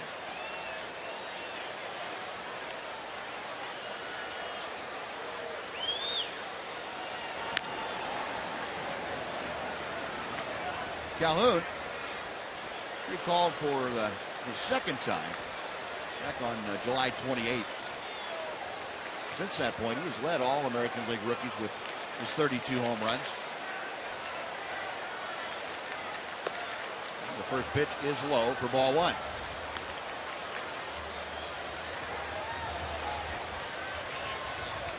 Calhoun with 5 home runs for his last 31 ball games. He's hit right at 310.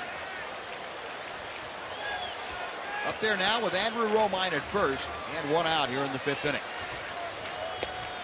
Rip and a miss. There's Alexi. Got the off-speed pitch over.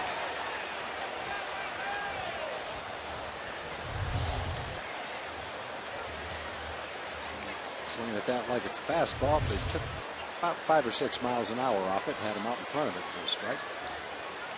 And the pitch, get a ground ball right here.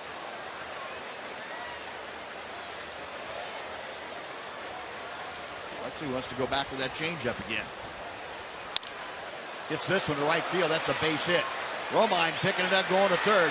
The throw from Rios is cut off, and the throw back to first is high. Well, Calhoun was able to get back under the tag from Moreland. Moreland had to knock the ball down.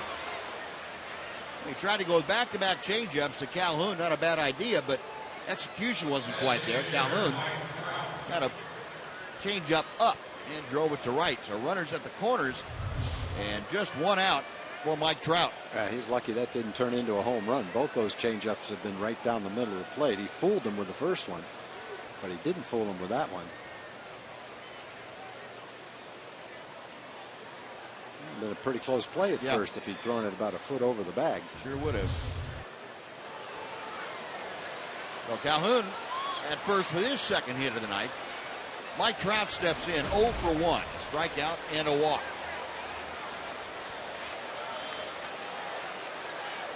Rangers trying to get the double play ball out of Trout if they can. Fouls off that first pitch. It is 0-1. In the last two nights, it's like Mike Trout, as you see the numbers for Trout scoring runners from third base with less than 2 out. Really looks like Trout is making a concerted effort to block off the left side of the field and hit the ball back up the middle or to the other side, to the right side.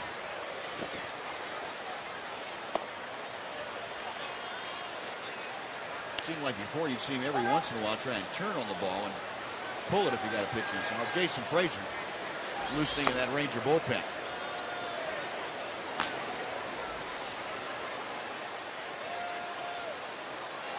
A ball and a strike. Ogando's next pitch. And it's 2-1. Final from Toronto, where the Blue Jays have defeated the Tampa Bay Rays 6-3. So the Rays,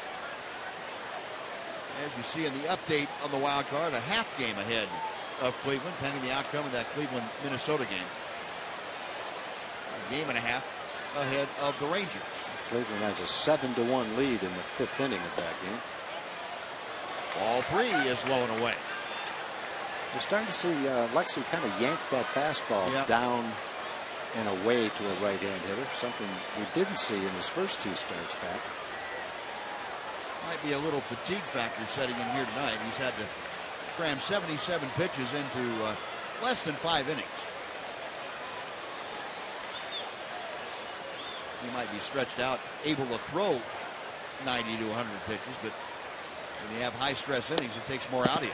He loses Trout, and the walk loads the bases for Josh Hamilton. Mike Maddox on his way out to the mound.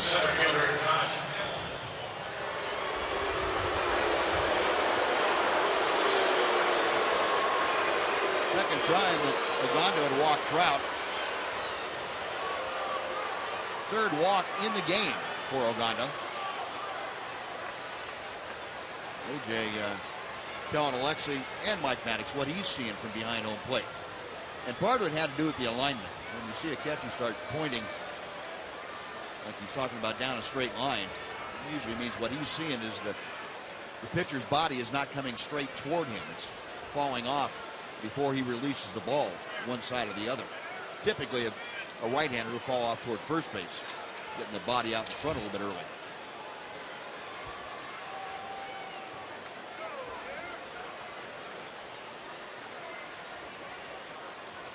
Ogando now with the 3 walks. That's the most he's had in the ball game since way back in the early part of August. Against Oakland on August 5th. Here's Hamilton, who was grounded into a double play and struck out. A ground ball by the dive of Moreland into right field, a base hit. 1 run is home. The throw to the plate is not in time as Calhoun scores. And Josh Hamilton with a 2-run single has tied this game at 3. They got a big hole on the right side with the first baseman holding. No, he wasn't holding the run, was he? Just rolled that ball right through there. A high pitch out over the plate. Lexi's getting that pitch up a little bit. Just out of the reach from Mitch Moreland. Couldn't quite get to it. Not a hard hit ball, just located well between the 2 fielders. So 3 runs on 8 hits now for the Angels, and Hamilton extends his hitting streak to 12 straight ball games, and he also accounts for his 1,000th career base hit. And Josh Hamilton, that a milestone that I'm sure there were a lot of times he never thought he was going to get to, but he has, and congratulations to Hamilton.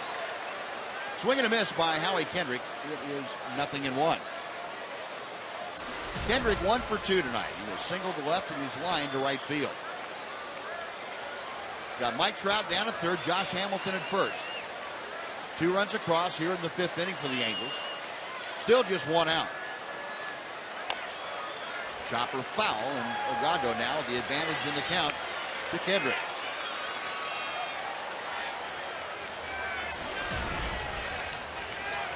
Kendrick a little bit less than the major league average as far as scoring runners from third with less than 2 outs.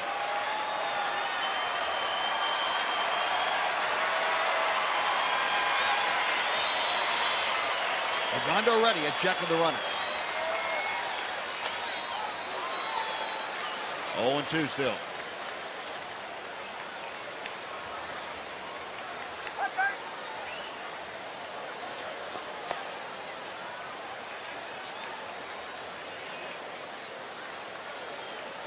Well, Lexi, been a bit of a struggle here the last couple of innings for him.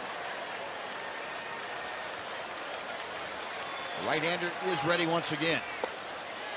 Kendrick able to check his swing on that breaking ball. It is 1-2. 83 pitches tonight for Ogando. That is the most he has thrown since coming off the disabled list the third time. Trying to work through this fifth inning. Ground ball, Beltre backhands to second. The return to first in time. A nicely turned double play around the horn, and that'll do it for the Angels. They score twice on 3 hits, and they lead 1. We're halfway through the ball game. It's the Rangers 3 and the Angels 3. This Rangers baseball on TXA 21 is sponsored by your Texas Ford dealers. Visit your Texas Ford dealer and drive the best-selling trucks for 36 straight years. Ford is the best in Texas. Well, the Angels have come back to tie this ball game at 3. C.J. Wilson back to the hill, surviving on some good fortune and some guile here tonight. C.J. Wilson certainly hasn't had his best stuff going, but he will face Elvis Andrus, who is 2 for 2 against him.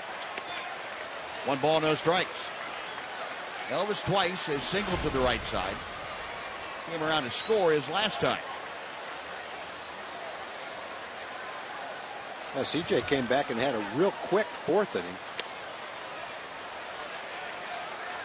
Threw a lot of strikes and got out of the inning with 3 ground balls.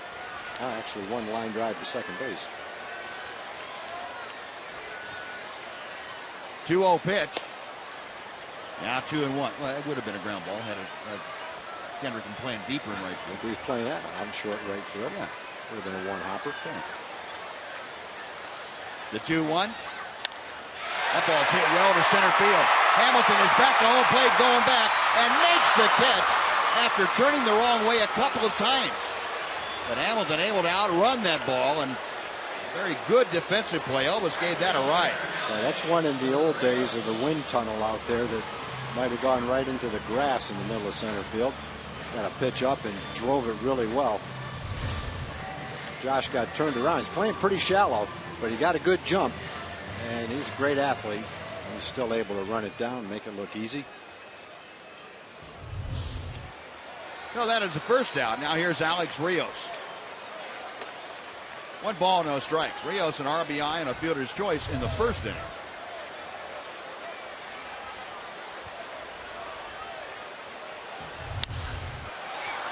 And Alex skies the next pitch to right field. Calhoun settles in underneath it, makes the grab, and there are 2 outs on 2 fly balls. Well, after CJ hit Przynski, he struck out Baker, he struck out Moreland, and he's had 5 quick outs after that. So he definitely figured it out after that hit by pitch.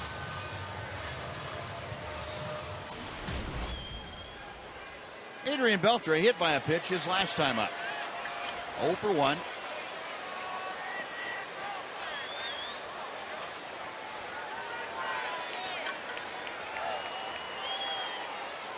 Wilson reading the signs from Conger. The first pitch is right down the middle for strike 1.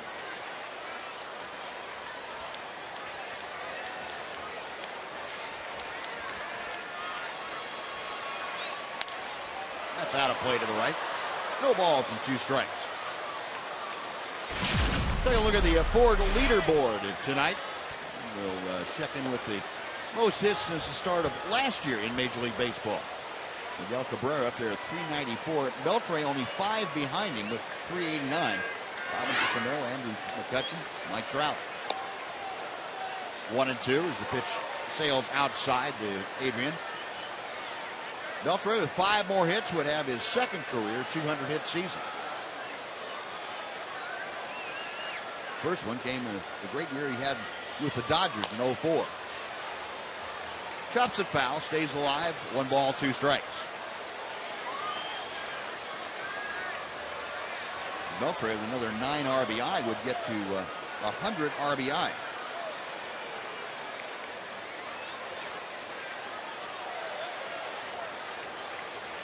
Wilson to the wind. The pitch in the dirt. 2-2. Well, Adrian over the years has amassed his best offensive numbers against the Angels. 31 home runs, 113 RBI, 183 hits, 36 doubles, 91 runs. Whether it be in Anaheim or his home ballpark, he really loved getting against Angel pitching. Fly ball to right field, that sends Calhoun back, but is dying in front of the warning track. 3 fly balls, the Rangers gone in order. We have finished 5 at Rangers Ballpark in Arlington. It remains the Rangers 3 and the Angels 3 on TXA 21. One is sponsored by Freedom Chevrolet.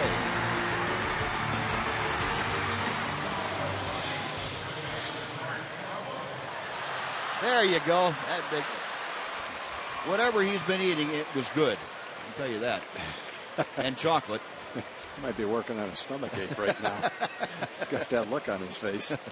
I can't believe I ate the whole thing. Yeah. In about 20 minutes, I'm going to want another one, too. And she's thinking about what she wants to eat right now. Mom's telling her all the possibilities. Mark Trumbo starts off the top of the 6th inning by swinging through an Alexio Gondo fastball. It's 0-1. Trumbo, a walk and a strikeout tonight. Angels have 3 runs on 8 hits against Ogando through the first 5 innings. Rangers 3 runs on 3 hits against C.J. Wilson as Alexi misses outside to even the count at 1-1.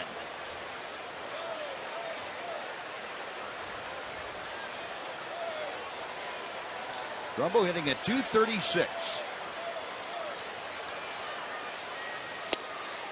Late swing and a miss by Trumbo. Not sure he recognized that pitch very well. All right, try that same pitch again.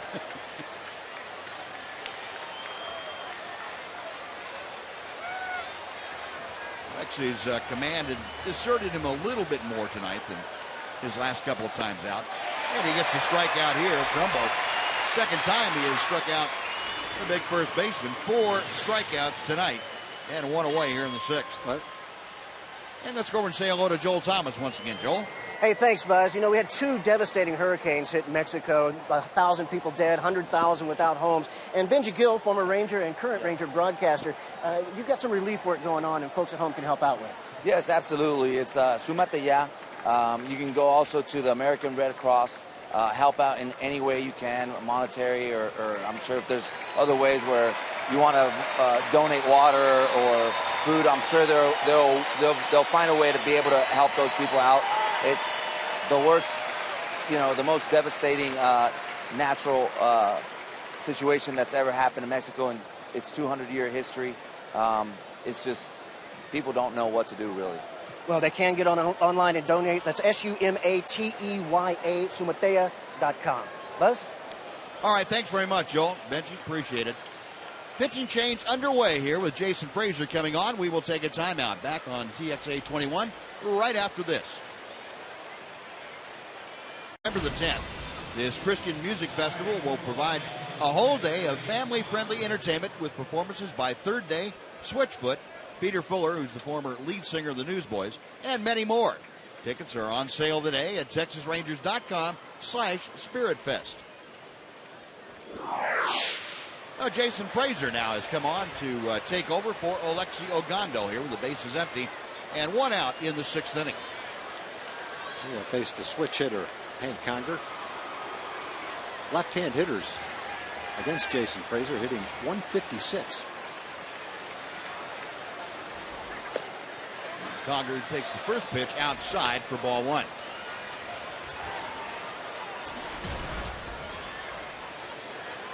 Conger tonight is 1 for 2. And a fielder's choice ground out that ended the 2nd inning. And the last time up, he had a base hit. And Alexi sitting there talking with Ron Washington. Ron explaining the situation to him. And with Alexi just getting back into the rotation, I'm sure Wash wanted to let him know, hey, it's, just understand the time of year it is. I couldn't really afford to get you any further. You're struggling a little bit, and we need to get these next 3 wins under our belts. Situation different in the middle part of the year. You certainly would have been out there to finish up the 6th and hopefully the 7th. There's a lot of times the starter has to go a little farther just to preserve the bullpen, but not this time of year. Conger a rip and a miss, and Brzezinski will finish off the strikeout with a throw to first. That is out number 2. And that's the pitch that neutralizes left-hand hitters for Jason. And has really allowed him to dominate left-hand hitters for the most part this year. Take a look at it. Good changeup.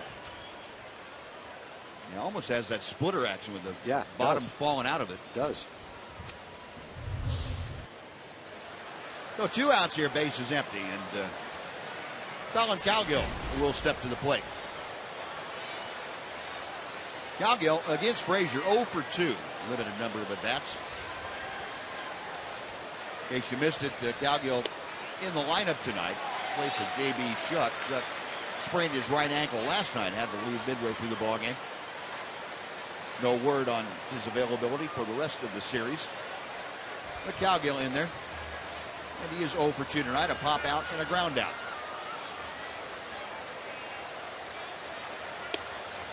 1 ball and 1 strike.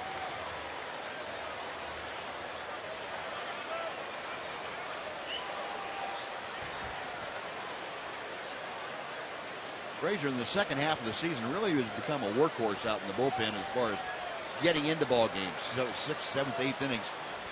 Anytime Wash felt he needed a right-hander to shut it down, and before you get to the 8th inning setup men, Frazier has done a very good job for the skipper and his ball club. Got off to kind of a slow start early in the year in the Ranger uniform, but he has really performed admirably. The 1-2 pitch in the dirt, and the count is even now at 2-2. Alexi Ogando, the starter, went 5 1/3. His log shows 8 hits, 3 runs. They were all earned. 3 walks, 4 strikeouts. And the last man he faced, Mark Trumbo, he struck out, so that was a good way to leave the ball game on that good note.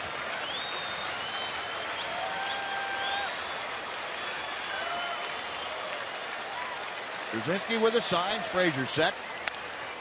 And the 2-2 is fouled away to the right.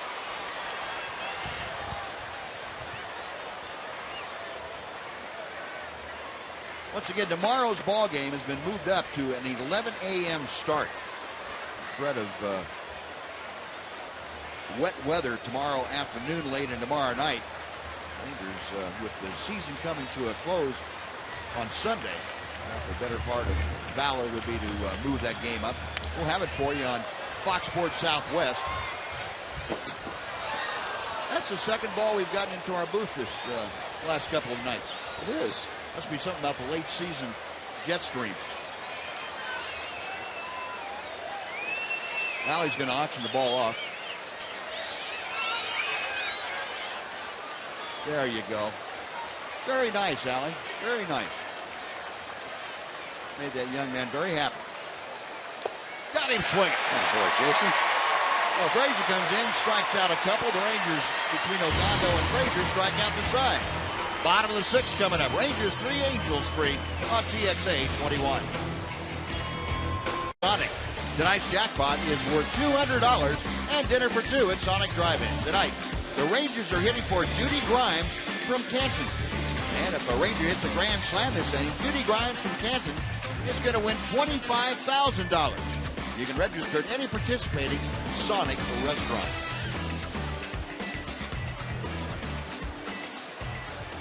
C.J. Wilson back to the hill, and he will face A.J. Przinsky, Jeff Baker, and Mitch Moreland here in a 3-3 ball game. Well, you got to give C.J. some credit. He's retired 8 straight, and after he hit Przinsky with a pitch in the 3rd inning, it did not look like he'd be pitching in the 6th inning. So for turning it around, he deserves a lot of credit. Sure does. You can see he's just made his 101st pitch of the night. A.J., along with being hit by a pitch, he gave him an RBI too, his 68th of the year. He's also struck out. And that goes to the backstop. 1 ball and 1 strike.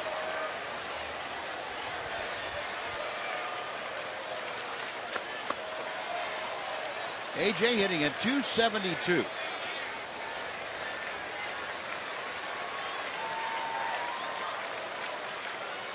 Wilson back to him.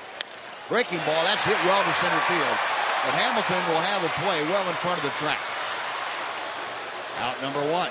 The balls that used to go over the fence to the warning track or close just don't carry anymore. Another can of corn on a ball that looked like it was hit pretty well. And Neil Kotz loosening in the Ranger bullpen. Might see Neil this next half inning. But right now, Jeff Baker trying to get something going for the Rangers in this 3-3 game. Baker has walked and struck out in the 2 at-bats that he's had against C.J. Wilson. And he takes ball 1 down and in. Matter of fact, Baker, one of the bigger strikeouts that Wilson had all night. Got caught looking at a 3-2 fastball with the bases loaded.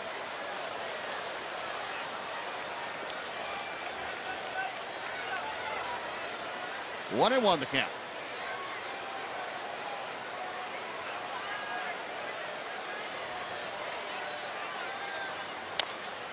And a chopper foul down the 3rd base side.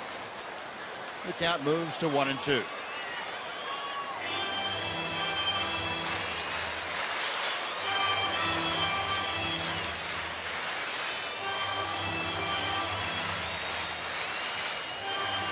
Talked about C.J. before the game. No pitcher in baseball has averaged more pitches per start than C.J. Tick over 110 pitches per start.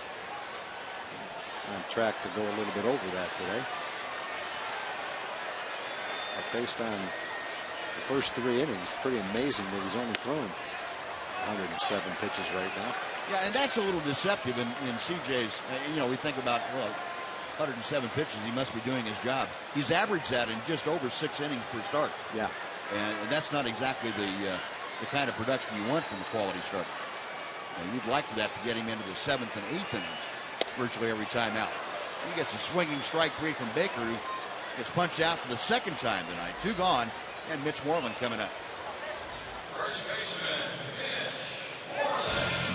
Our TXU Energy replay showing you the wildness of C.J. Wilson in that 3rd inning. A couple of hit batters and 3 different wild pitches. And a walk mixed in there. The Rangers able to capitalize for 3 runs. TXU Energy, the right things right now. But as Tom told you, he was able to regroup in the last 2 outs of that 3rd inning on strikeouts and retiring now the 11 straight. Make the 10 straight. And Mitch Moreland, who was the final out of that 3rd inning. Down on the count here, no balls and 1 strike. Mitch 1 for 2. Had a single through the shortstop hole his first time to the plate. And that pitch inside. It is 1 and 1.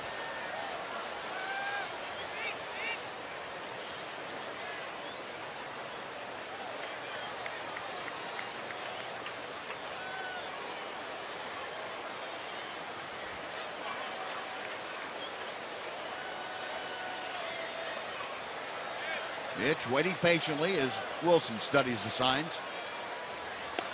And the breaking ball hangs upstairs. 2 balls and a strike.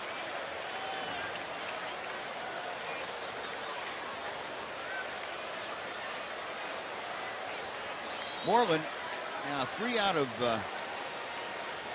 12 in this homestand. Scored a couple of runs. He's driven in a couple of runs. Trying to get on base here with 2 outs in the 6th inning.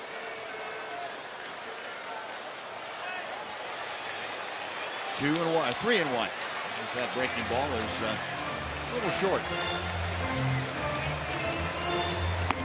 Left-hander, Buddy Bushers, and Ryan Coelho.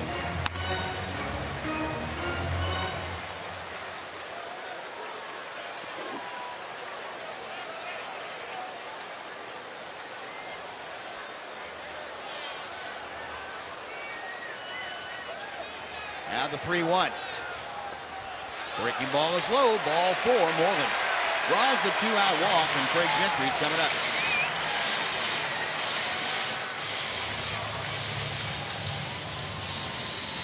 Well, that's the first base run of the Rangers have had since the 3rd inning. And Gentry will see if he can make Mike Scioscia's club pay for it. Rangers have been very good about turning nothing happening in the first 2 outs of an inning into something happening with 2 outs. Gentry tonight 0 for 2. A fly ball to right, a ground ball to third.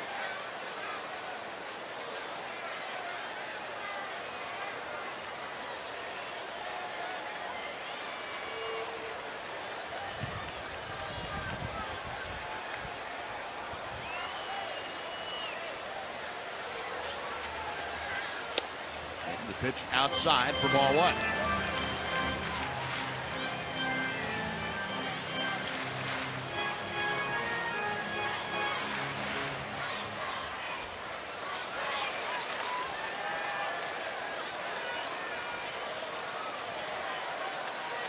A check at first by Wilson. And he throws a strike to even the count at 1-1.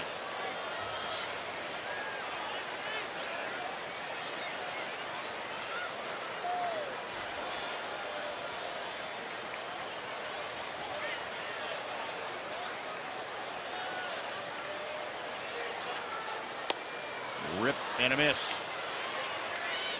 Wilson able to take something off that pitch and had Gentry out in front.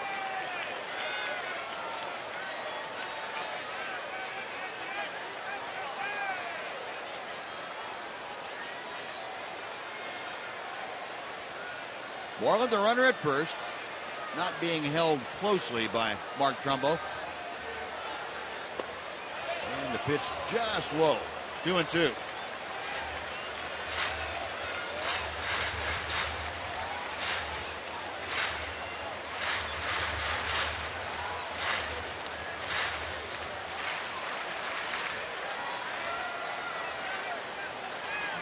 Wilson is ready again.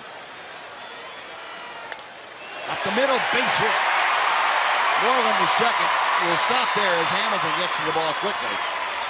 Gentry with his first hit of the night. The Rangers have runners at first and second. And Leonis Martin coming up with 2 outs. He tried that same off-speed pitch that Craig missed for strike 2. And Craig was able to wait on this one and hammer it up the middle for a base hit. Only the Rangers' 4th hit of the day. But it puts a man in scoring position in a tie game. And the ball is hit just a little bit toward the end of the bat. That's why you saw the vibration in the bat, but still a well-hit ball for Craig. Well, Mike Butcher, the pitching coach, out to talk with his battery. C.J. Wilson and Hank Conger. That's just the 4th Ranger hit of the night against Wilson. But he has been effectively wild, I guess you could say.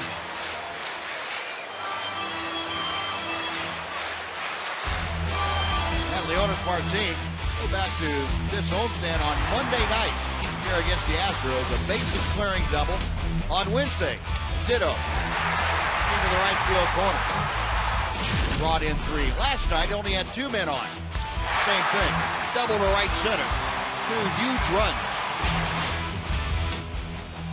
And up there now with runners at first and second and 2 out. Well, about the same time that he did that in those games, right about the time you're looking for him to do it again right here. Right in the count, it should be 120 pitches for Wilson. If you're getting a little tired, hang one up there and rip it.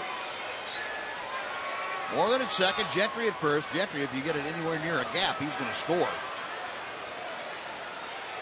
And Leonis 0 for 2 tonight. Check his swing, and it's a strike at the bottom of the zone.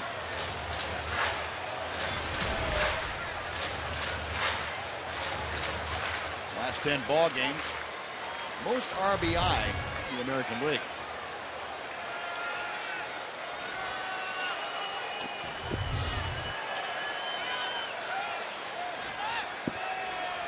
The 1-1 pitch.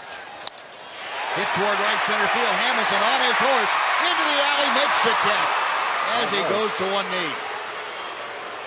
Well, Leonis gave it a shot, and Hamilton able to track it down. The Rangers are held scoreless. No runs on a hit. They leave 2.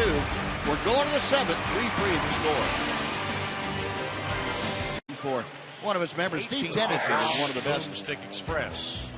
cameramen in all Casey of baseball. Raffin controls And, the Boomstick Express they raffled tonight. off the Casey ride Raffin in the controls 18-foot-long the boomstick. Chuck Morgan announcing their arrival at the ballpark. This was all before the game. Kevin Lewis, Chris Josephson, and Phil Eisen got the honor of riding around in the boomstick. Get well, Steve. That comes from all of us. And Steve Tennyson has been battling some health issues. The guys doing what they can to go, Steve. We certainly are thinking about him. Wish him the very best. Nice going, guys. That's a great gesture.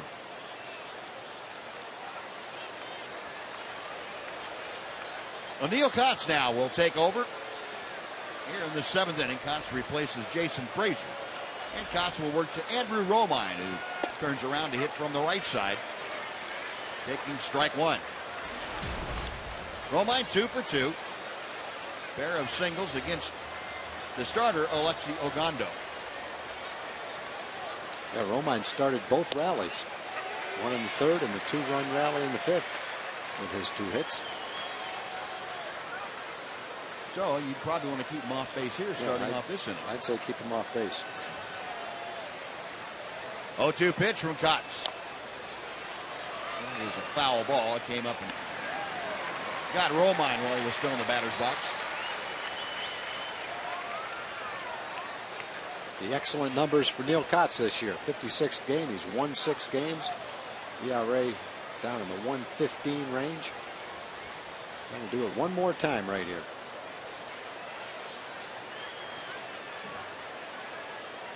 Romine back in the batter's box. Kotz okays the sign and sets. 0-2 pitch. Oh, he jammed it. A little roller out to Kinsler. And that is out number 1. Ouch. Good thing it's a warm night.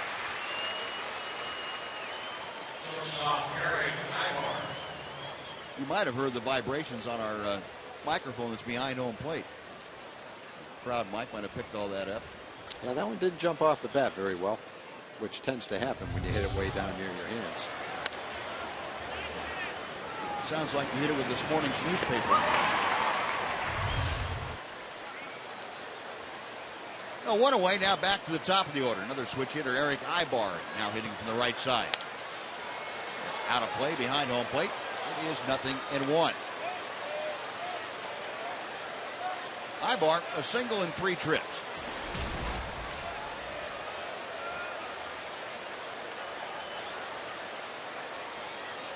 Ibar 0 for 1 against Neil Kotz. Breaking ball down and in, or a cut fastball. Well, last night the Twins scored 4 in the 9th inning. Tonight they're not waiting quite as long. They have narrowed the gap to against the Tribe to a 9-6 score in the 6th. They were down 9-1 tonight before they are putting on that furious rally. Yeah, they got. Go ahead, Buzz. That's right. They got to within 1 last night. Had 2 men on first and second. think it was Arcia, struck out to end the ball game. Their problem might not be getting the next 3 runs. It's going to be holding the Indians to only 9. Yeah. I don't know whether he was trying to check his swing or. Well, it was a foul tip into Brzezinski's glove anyway. I don't know how he fouled it off. I don't either.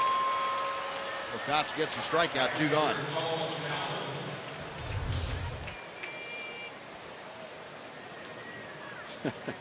That's not your typical swing. Like a guy waving a sword up there. 2 away, and Cole Calhoun will step in. Calhoun, a perfect night going. He was 2 for 2 with a sacrifice fly, driving in his 32nd run of the year. Calhoun is facing Kotz for the 3rd time. He has won for his previous 2 times to the plate. As Kotz deals on the outside corner, it's 1-1.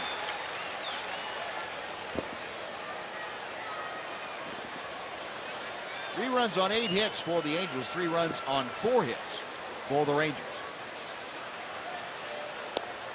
2-1 to Calhoun. Calhoun a single in the 1st, a sacrifice fly in the 3rd, and another single in the 5th, and came around to score.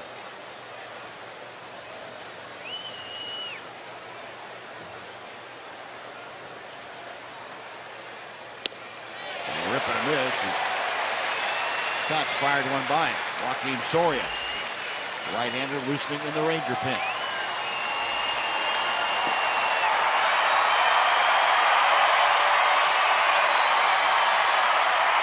Crowd getting into things here as the ball game goes along.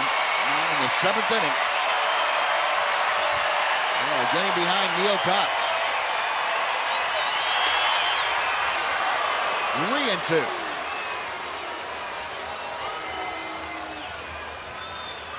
Kotz not wanting to lose Calhoun because you have Mike Trout waiting in the on-deck circle. Kotz sets the payoff pitch.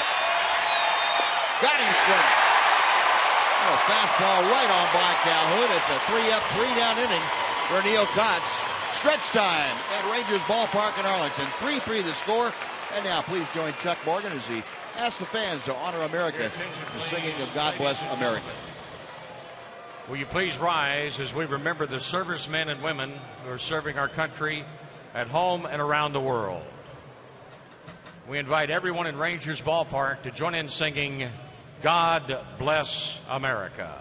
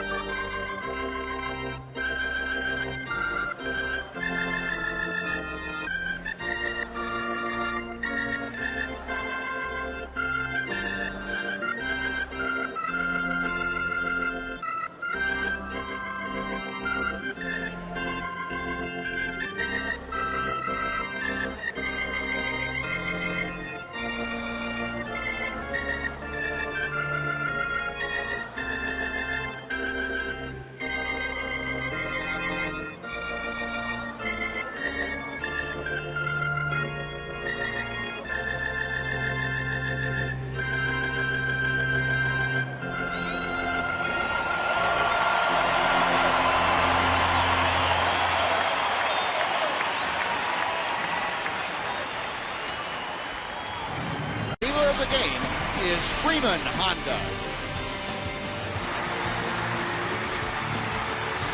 A large crowd on hand this Friday night, last Friday night of the regular season, and they are cheering their Rangers on. Right now it's a 3-3 ball game as the Rangers come to bat in the 7th inning, top of the order. They will be facing Juan Gutierrez as C.J. Wilson is finished after 6 rather lengthy innings.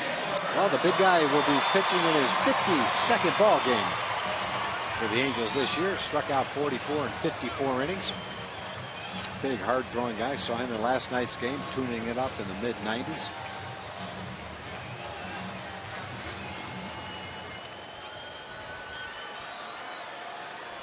C.J. Wilson got through 6 innings. Boy, it didn't look like he was going to do it in the middle of the 3rd inning. Sure but did. He finished strong. 6 innings, 4 hits, 3 runs. They were all earned. 4 walks, 6 strikeouts, and 2 hit batters. Rangers made a bid in the 6th inning. Martin hit the ball pretty well to right center field. Josh went over, made a nice running catch to take a base hit and at least 1 RBI away from it. And Ian Kinsler leading off the Rangers 7th inning, takes ball 1 high and away. Kinsler, a walk and a run scored in the 1st. Since then, he is fouled out and grounded to short. Gutierrez, a perfect inning last night. He had 1 strikeout in that ball game as he worked the 7th inning. Faced Andrus, Rios, and Beltre. Tonight, 1 batter more than that up toward the top, Ian Kinsler. 2-0 is the count. Now 2-1. Gutierrez, you'll remember, acquired off waiver claim from Kansas City back in July by the Angels. Angels bullpen very depleted by early season injuries.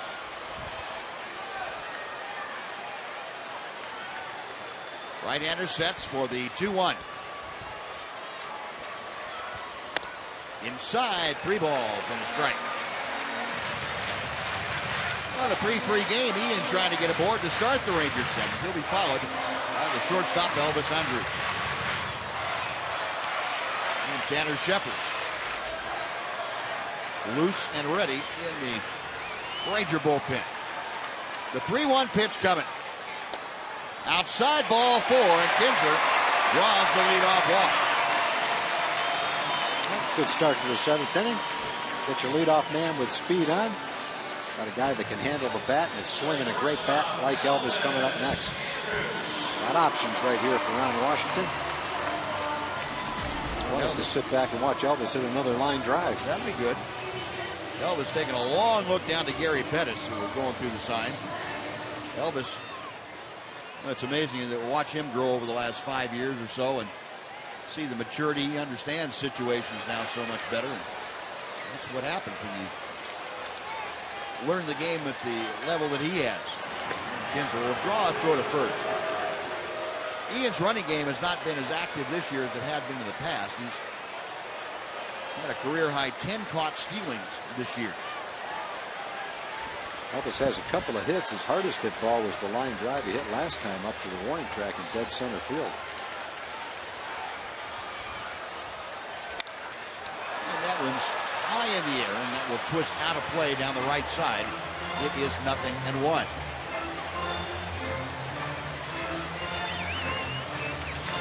Elvis kind of walking around like he's thought he had a pitch to work with and didn't put the swing on it he wanted to.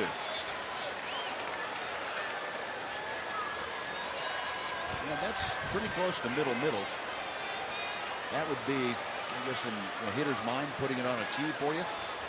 Yeah, and I think that's where the velocity comes in, Buzz. 95, you got a better chance of getting away with it than you do if it's 91 or 89. Yeah. Especially on the first pitch when you haven't seen him that night. Yeah.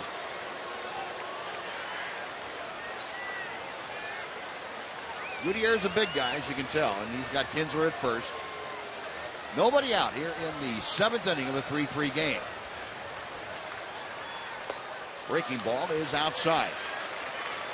1-1.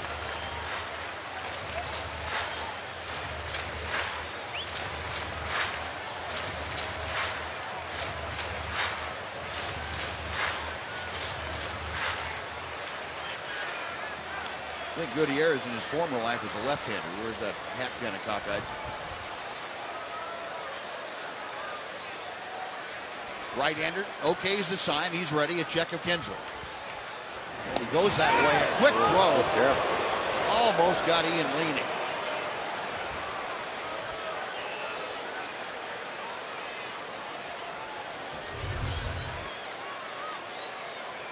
Yeah, I think Ian was headed to second.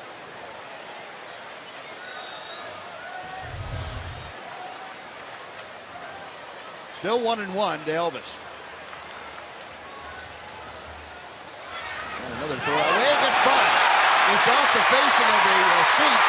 Down to second and stopping there.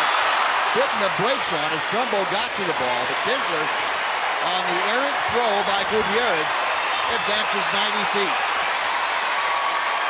Well, that's another thing the speed does to you. It puts pressure on all the throws that a pitcher and infielder have to make. Trumbo, it looked like he might be able to get to third, but Trumbo's played the outfield. He's played third base. Got a strong arm. Gary's holding him up, and you can see Trumbo's throw coming across the infield. A little something on it. Oh, good situation right here. You got Elvis up there. Hit the ball to the right side. Maybe bunt him over. Definitely want to get Ian over to third base with one out. Get that go-ahead run in there. Yeah, conference on the mound. Mike Butcher, the pitching coach, out to talk with the entire infield. And his battery of Conger and Gutierrez. Alex Rios readying himself in the on-deck circle. For the error, charged on the throw to Gutierrez. First error by either team tonight. We'll see what Ron Washington decides to have Elvis do here on the 1-1 pitch. Both Conger, or I should say both corners, are in. Elvis around a bunt and takes the breaking ball high. It is 2-1. That play you had charging down from first was Trumbo.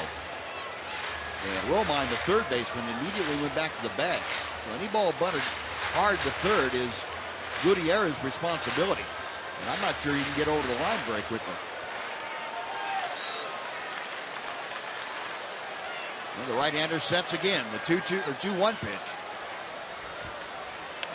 And it's butted nicely to third base. That'll get the job done. Romine on to Kendrick. 5-4 on the sacrifice. Kinsler to third. He's there with one out, and Rios coming to the plate.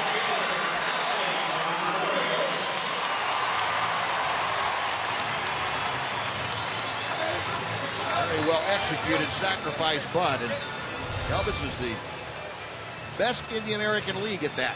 That's his 15th of the year. Well, it's exactly what you want to do. Bunt it to the third baseman. You do that, it's pretty much an automatic sacrifice bunt. Now you got the infield in. Put the ball in the air to the outfield. And a breaking ball stays high and inside for ball one. Rios faced Gutierrez last night and hit a fly ball to right field. That would be just fine right here with Kinsler at third base. Range of infield, as you saw, at the cut of the grass, with the exception of Andrew Romine, the third baseman, who's playing back behind the bag. Fouled off, and the count evens at 1-1 to Rios. Alex tonight an RBI on a ground out in the first inning.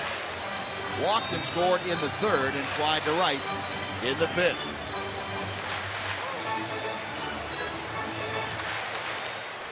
Rangers again trying to take advantage of a defensive miscue. A walk to Kinsler, an error on the throw, and then a good sacrifice bunt. Check swing on the breaking ball that's down and away. It's 2-1.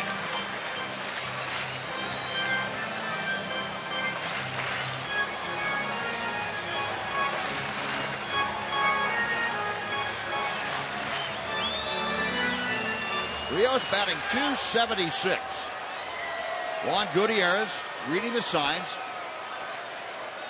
Now the pitch to the plate. Base hit to right field. Kinsler will score. Alex Rios, the RBI single. The Rangers go on top, 4-3. Good job right there. Trying to put the ball in play. Go back through the middle with it.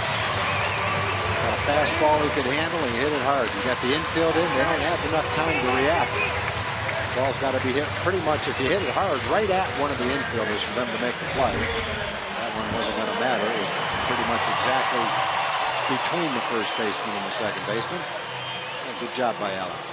Not trying to hit the ball too hard, just trying to make some solid contact. Yep. That's that approach that guys like to talk about. The approach being what you try to do mentally and then adjust to it physically.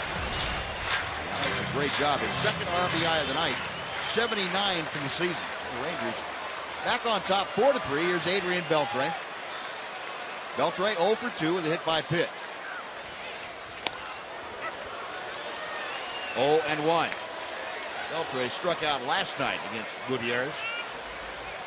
And again, Buddy Boshears, the only left-hander that Mike Scioscia has available to him out in the bullpen. We just played a team with only one left-hander. Who was that? Kansas City? It was Houston. Houston? Pitch is high. The throw to second is late. And in with his second stolen base of the night, 42nd of the season, is Alex Rios.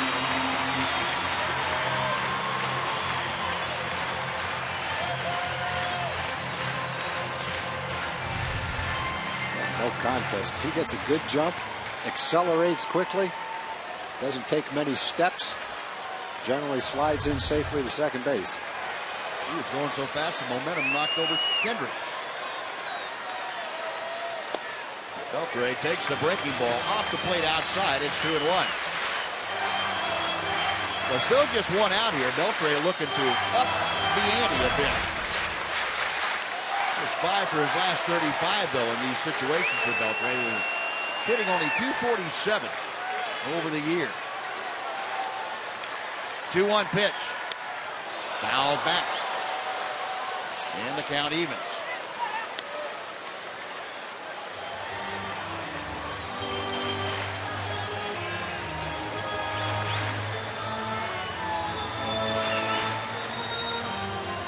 Beltre whistling in the wind as he gets ready to face Gutierrez on a 2-2 pitch.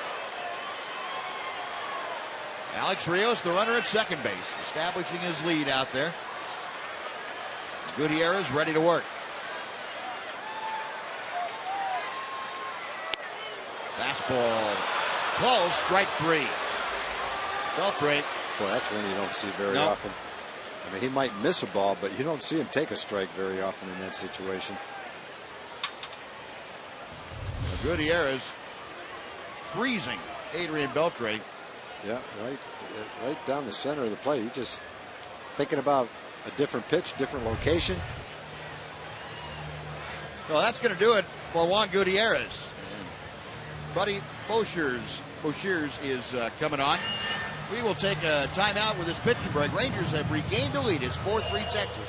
Back after this on TXA 21. Go-ahead run.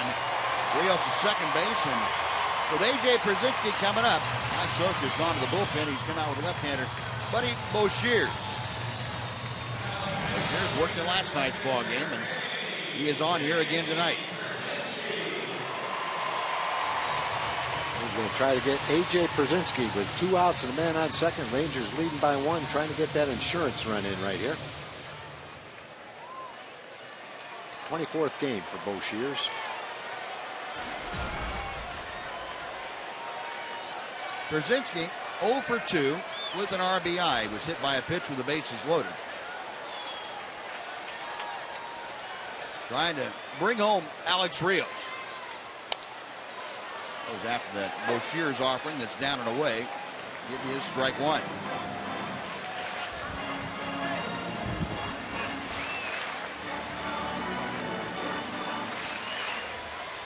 AJ is also flied out and struck out tonight. Facing the 25-year-old Boshears. 0-1 pitch. 0-2.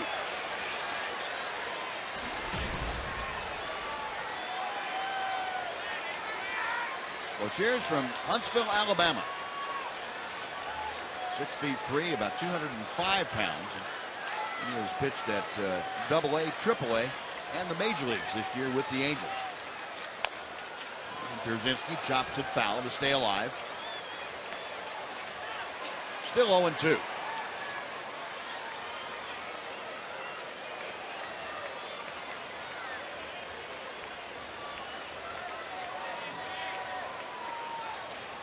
Boshears originally a 4th-round draft pick in 2008 by the Angels. Another 0-2 pitch. slap foul the other way, and Gary Pettis having to get out of the way quickly. And we'll try it again.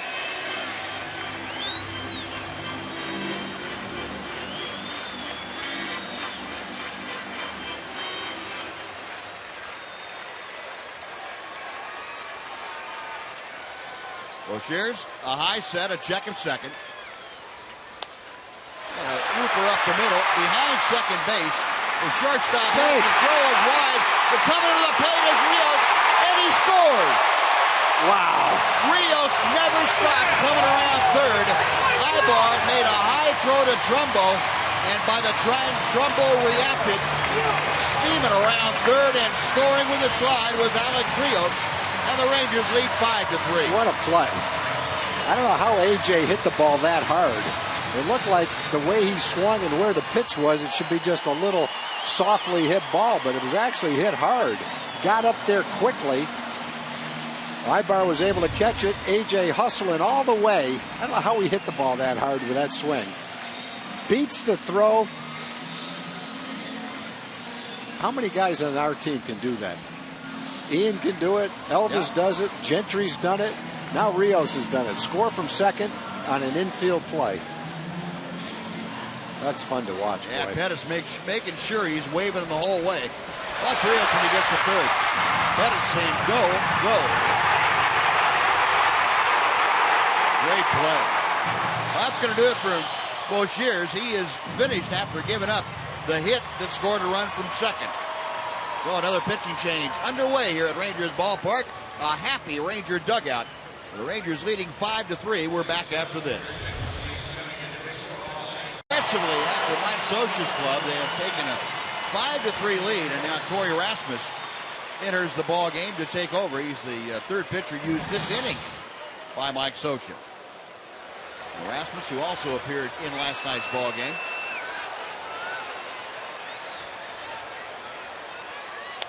And Jurickson Profar, last night's hero, first ball swinging as a pinch hitter for Jeff Baker, and he grounds out to third.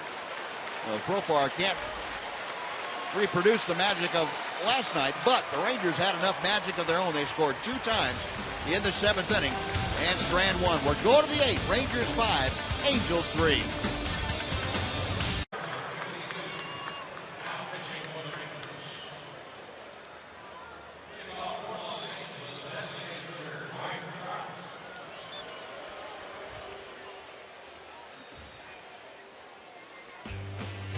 Rangers leading 5-3. Let's take a look at the Honda flashback moment. And Rios getting a base hit to right to score the go-ahead run.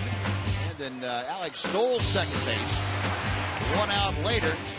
Infield single by A.J. Brzezinski. Rios never stopped running around third, and he scored ahead of Trumbo's throw to the plate. Aggressive base running, aggressive hitting for the Rangers. They have a 5-3 lead. Tanner Scheppers starts off the 8th inning facing Mike Trout, and throws strike 1. Scheppers has to go through the heart of the Angels order. Ahead of Trout now. No balls, 2 strikes.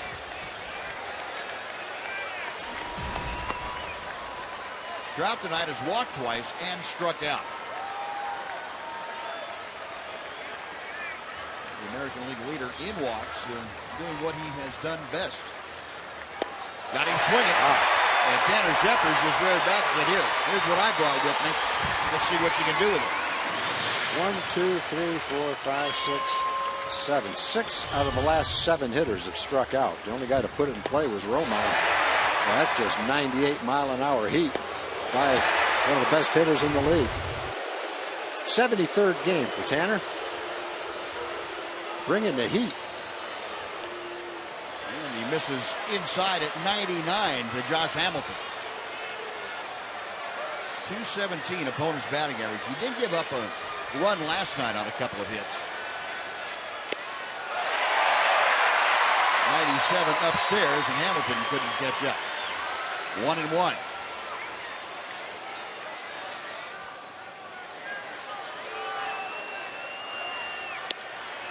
And that is inside. 2 balls and a strike. Hamilton last time up, extended his hitting streak now to 12 straight games. Had a 2-run single for the Angels. Got him on the fist. Good fastball there, and it's 2-2.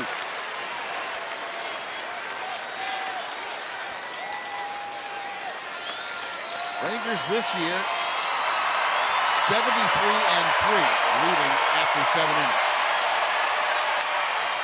And Hamilton fouls that pitch up.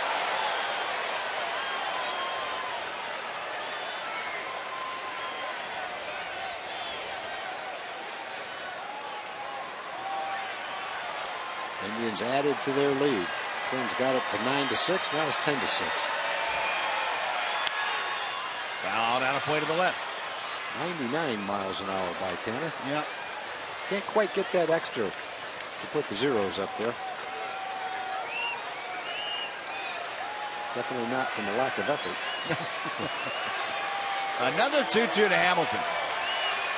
Got him swinging. Up high, and Hamilton couldn't resist. 7 out of 8 batters have struck out. Ibar, Calhoun, Trout, and Hamilton. Put back Trumbo, Conger, and Cowgill before that.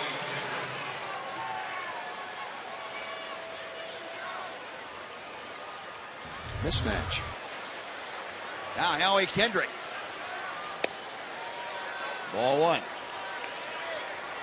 Tanner out there feeling it tonight. Yes, he is. Give me that ball, and we're going with the #1 Express.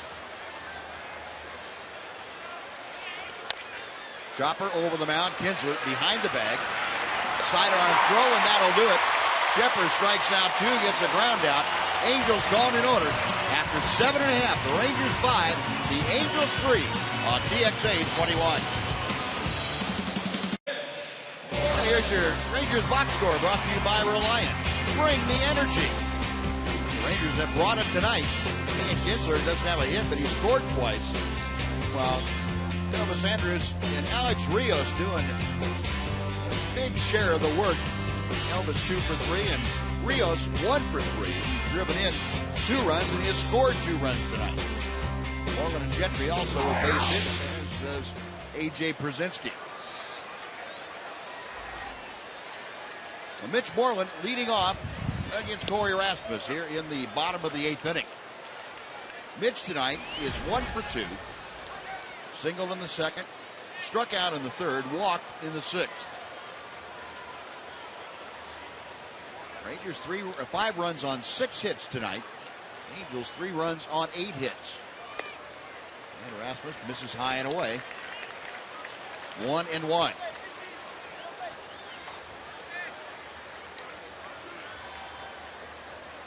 A reminder for you, tomorrow it's an 11 o'clock a.m.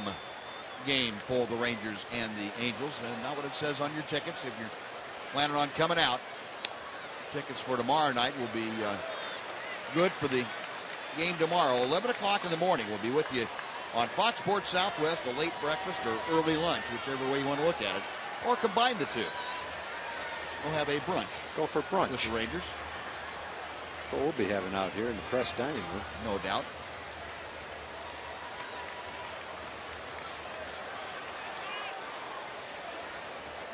And the principals in that ball game tomorrow morning, Derek Holland and Garrett Richards.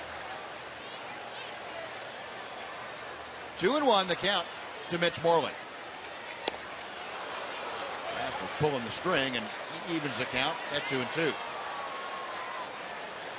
Joe Nathan getting ready, and we will, barring any explosion offensively for the Rangers, see Joe in the top of the 9th inning.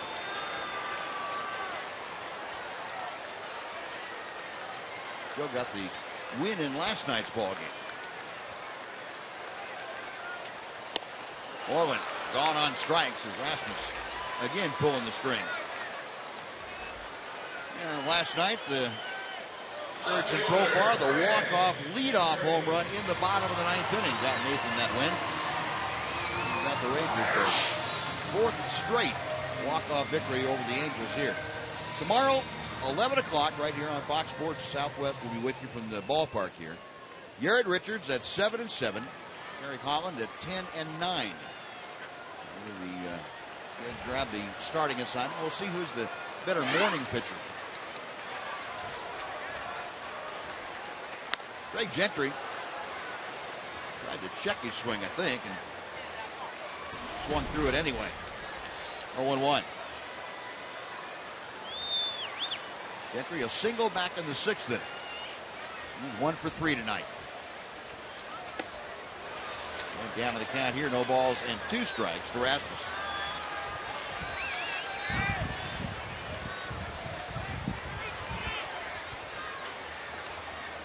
Rasmus in last night's game gave up a run on a hit in a 3rd of an inning. And Gentry pops it foul. That will reach the seats on the right side. Still 0-2.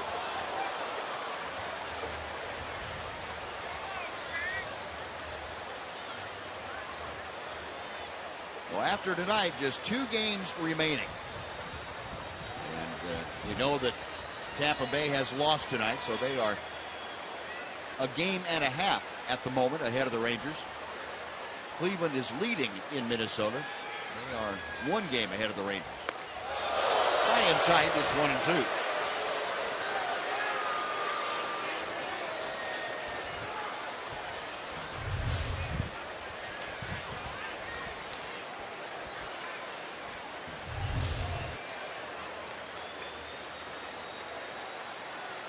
Rasmus okays the sign. The right-hander's ready. And Gentry skies it to center field. Jogging in for it as the wind pushes it in toward the infield. Josh Hamilton makes the grab. That is out number 2, and Leonis Martin is now coming up. Rasmus has retired all 3 that he has faced. He has 2 outs here in the 8th inning. And Leonis Martin, who is 0 for 3, will step in.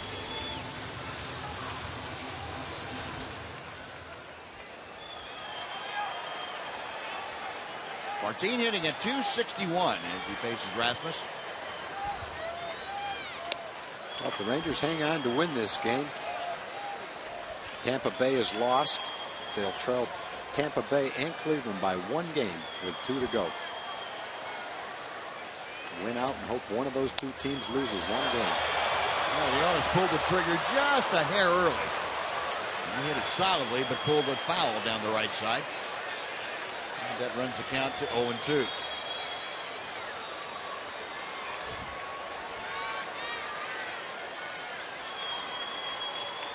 Rasmus sets. And a tapper foul behind home plate. We'll try it again at no balls and 2 strikes. Looking ahead of the Angel. Top of the 9th, Trumbo, Conger, and Calgill, the 3 scheduled hitters for Mike Scioscia's club.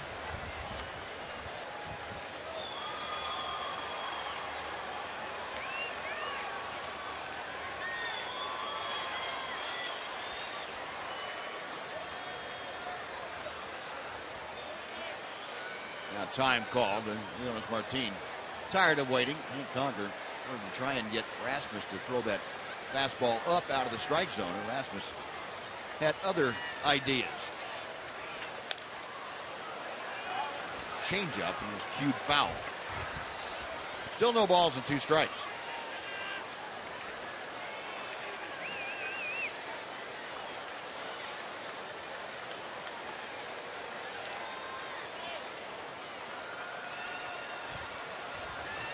Rasmus again ready to work. 1-2.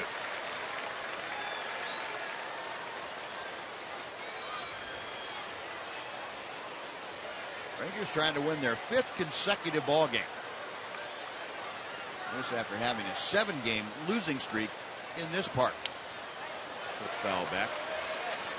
I guess that's the epitome of the roller coaster that the Rangers have been on. Yeah, you just look back at a lot of those games and 1 thing here, 1 thing there. Feel like you'd be in a different position, but that's what happens. You play 162 games. It's going to come down to the last weekend of the series, of the season.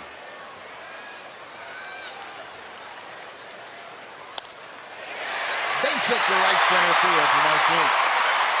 Calhoun over to cut it off. Martin, after a big turn, hangs on. So he has a 2-out single, and he is aboard for Ian Kinsler. And Mike Scioscia on his way out to the mound. He wants to make a pitching change here with Kinsler coming up. Erasmus goes 1 inning total, gives up a hit. And the responsibility for Martin at first is Corey Rasmus. So another pitching change going on here in Rangers ballpark in Arlington, back after this timeout on TXA 21. The Wichita Falls native Ryan Brazier out of Wichita Falls and Weatherford Community College. A 26-year-old appearing in his 7th ball game for the Angels this September. Well, one thing you could probably count on is they're on a smart team trying to steal second base right here. You can get a jump.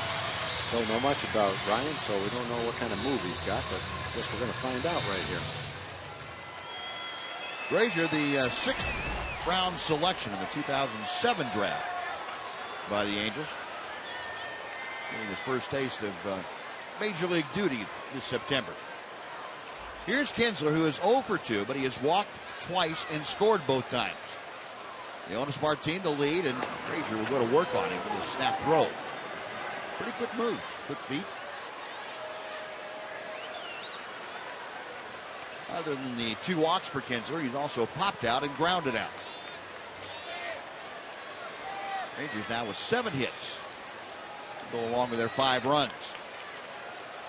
A pitch out, and Brazier almost threw a strike. Came back in toward the plate. Had no action going at first base. Well, they're thinking right along with us. Yeah. Whoops.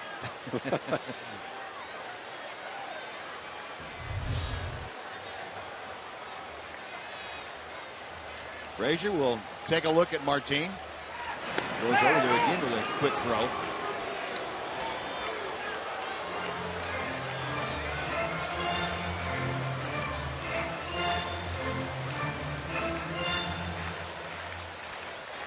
Brazier, the last couple of years, has worked exclusively at Salt Lake City, the AAA affiliate for the Angels. Working hard on Martin.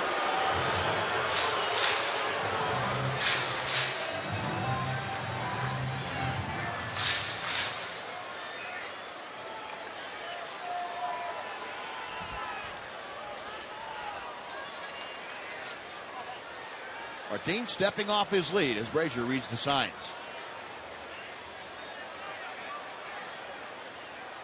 Another throw at first. But that one a little bit closer. Better throw than might have happened.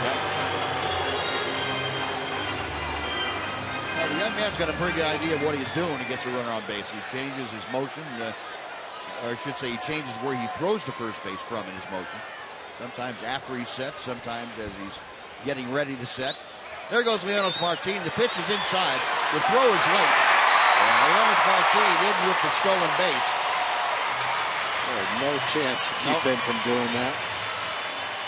Didn't matter if he threw over there 100 times. As soon as he threw to the plate, Martin was going to steal second base. 35th stolen base of the year for Leonis. He gets started in a hurry, too. He turned into an excellent base runner.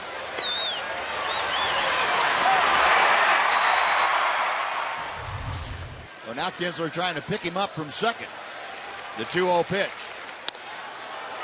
He didn't really want to. That pitch working its way down and in at 96. He couldn't check his swing. It's 2-1.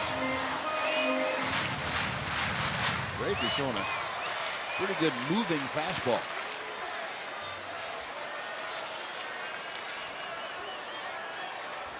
Right-hander will check second. And Kinsler ripping a miss. It's 2-2.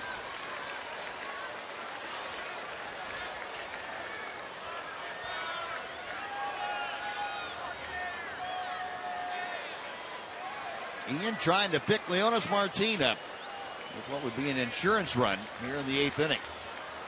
Martin a single, a stolen base with 2 out. Brazier checks him. And Kinsler fouls it back. They're getting that ball up at 97 miles an hour.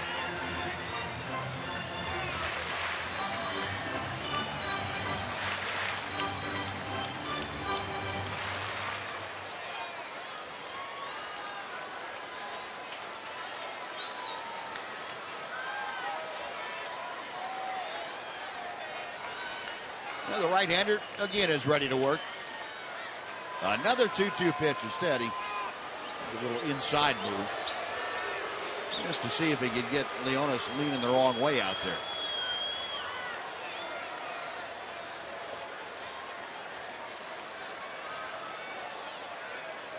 Frazier again sets. And another 2-2. Sliders in the dirt.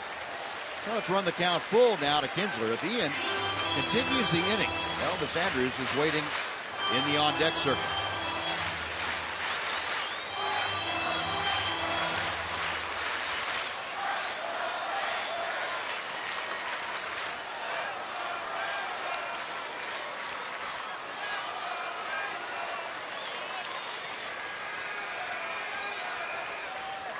Payoff pitch on the way.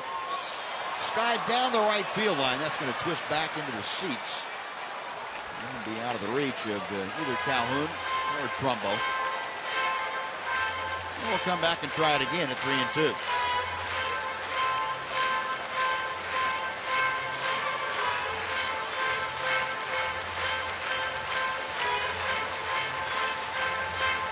Frazier, who spent a little bit of time earlier in the season with the big club,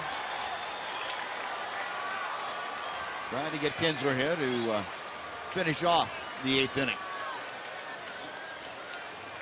Another 3-2 and another foul ball.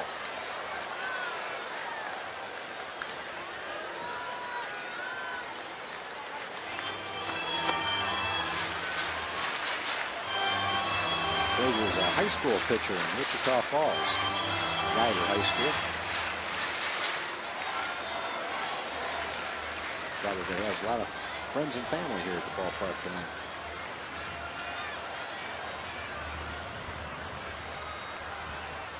Again, he sets. And the payoff. Low ball 4. Ian works the walk. First and second with 2 out. Third walk for Ian tonight. Twice he scored after walking. Led off the game with a walk and scored. Led off the 7th inning with a walk and scored.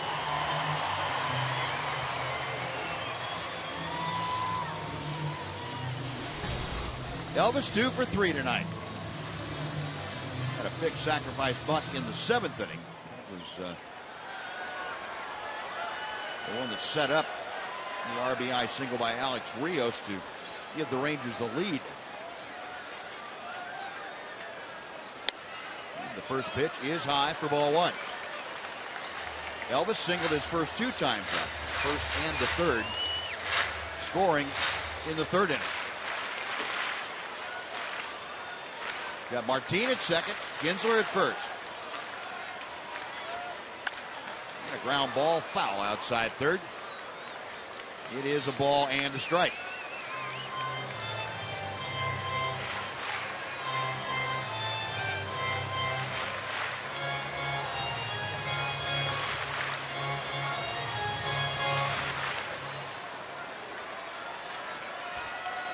Rangers trying to win their 7th out of 8 meetings with these Angels in their home park.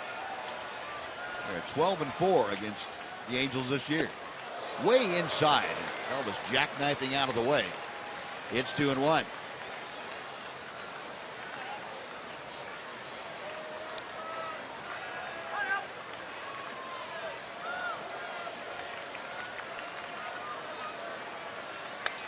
Ryan Brazier, a long look in for the sign. There go the runners, and the pitch is popped up. Behind home plate, that will reach the seats. And both Leonis Martin and Ian Kinsler having to retreat. Had it not been for the foul ball, they had 3rd and 2nd stolen very easily.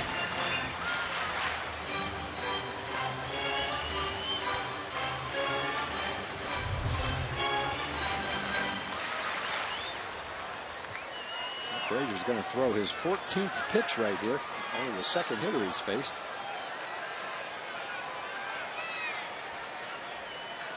The 2-2 pitch.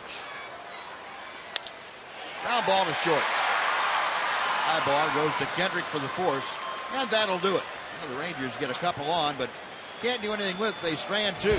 It's Joe Nathan time as we go to the ninth. The Rangers leading 5-3.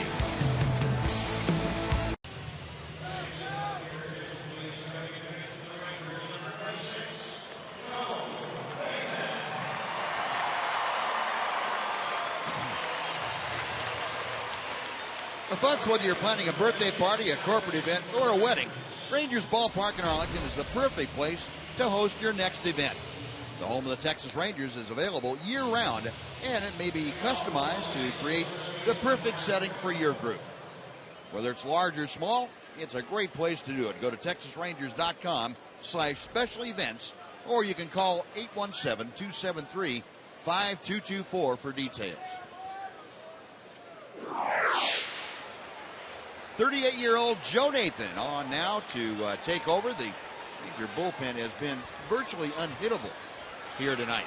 And Nathan becomes the fourth member of that pen to come into the ballgame. Yeah, so far the Ranger bullpen has pitched 2 2/3, hasn't given up a base runner and struck out 6. That pretty much is unhittable. Untouchable almost. Let's see if Joe can continue it here. Mark Trumbo leading things off. First ball swinging. Hits one to center. It's way up in the air, so the wind's going to knock it down. Leonis Martin went back. Now he has to hustle in to make the catch. And Nathan gets one pitch and one out. Yeah, the wind's blowing straight in like it often does, and when it gets that high, it's not going anywhere. Yeah, not even the jet stream of 2 or 3 years ago would have taken care of that. No, not that high.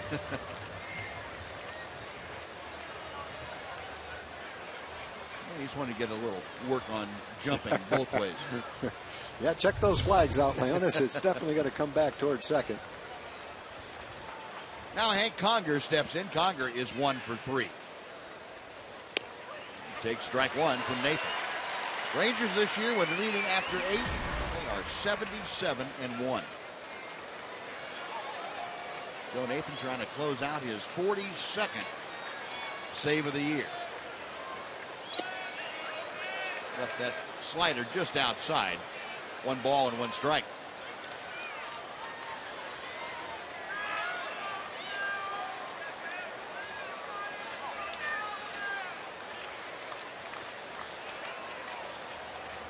Nathan back to the plate.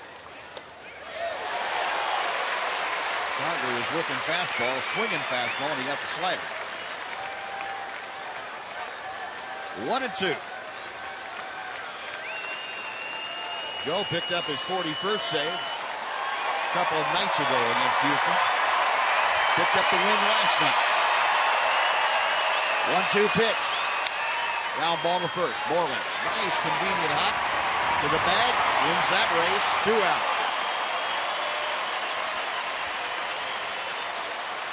Now Nathan.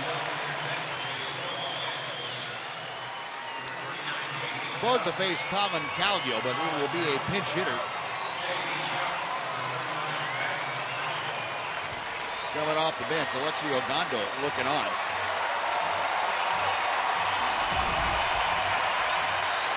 He would be shocked that a pinch hit. Wasn't quite healthy enough to play, but he's healthy enough to pinch hit. Well, Shuck, the last hope for Mike Scioscia's club here tonight.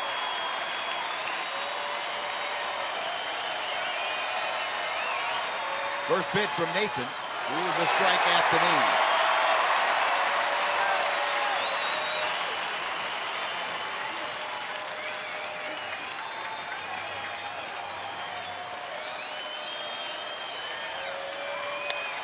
Ground ball, nice hop to Kinsler, a little flip to first, and Joe Nathan wraps up save number 42. The Rangers wrap up win number 89, and they keep pace with Cleveland. They pick up a game on the Tampa Bay Rays and now trail both the Indians and the Rays by 1 game with 2 games left to play in the 2013 season. Well, if you thought this season was coming down to the wire, you were right. And a big win tonight by the Rangers. An excellent job by the bullpen. They were terrific coming in for the last 3 1/3. Or 3 2/3, I should say. And faced 11 hitters and struck out 6 of them, and nobody got on base. Joe Nathan wraps it up. Neil Koch gets the win in relief. He moves to 7-3. Nathan 42 out of 45. 37,355.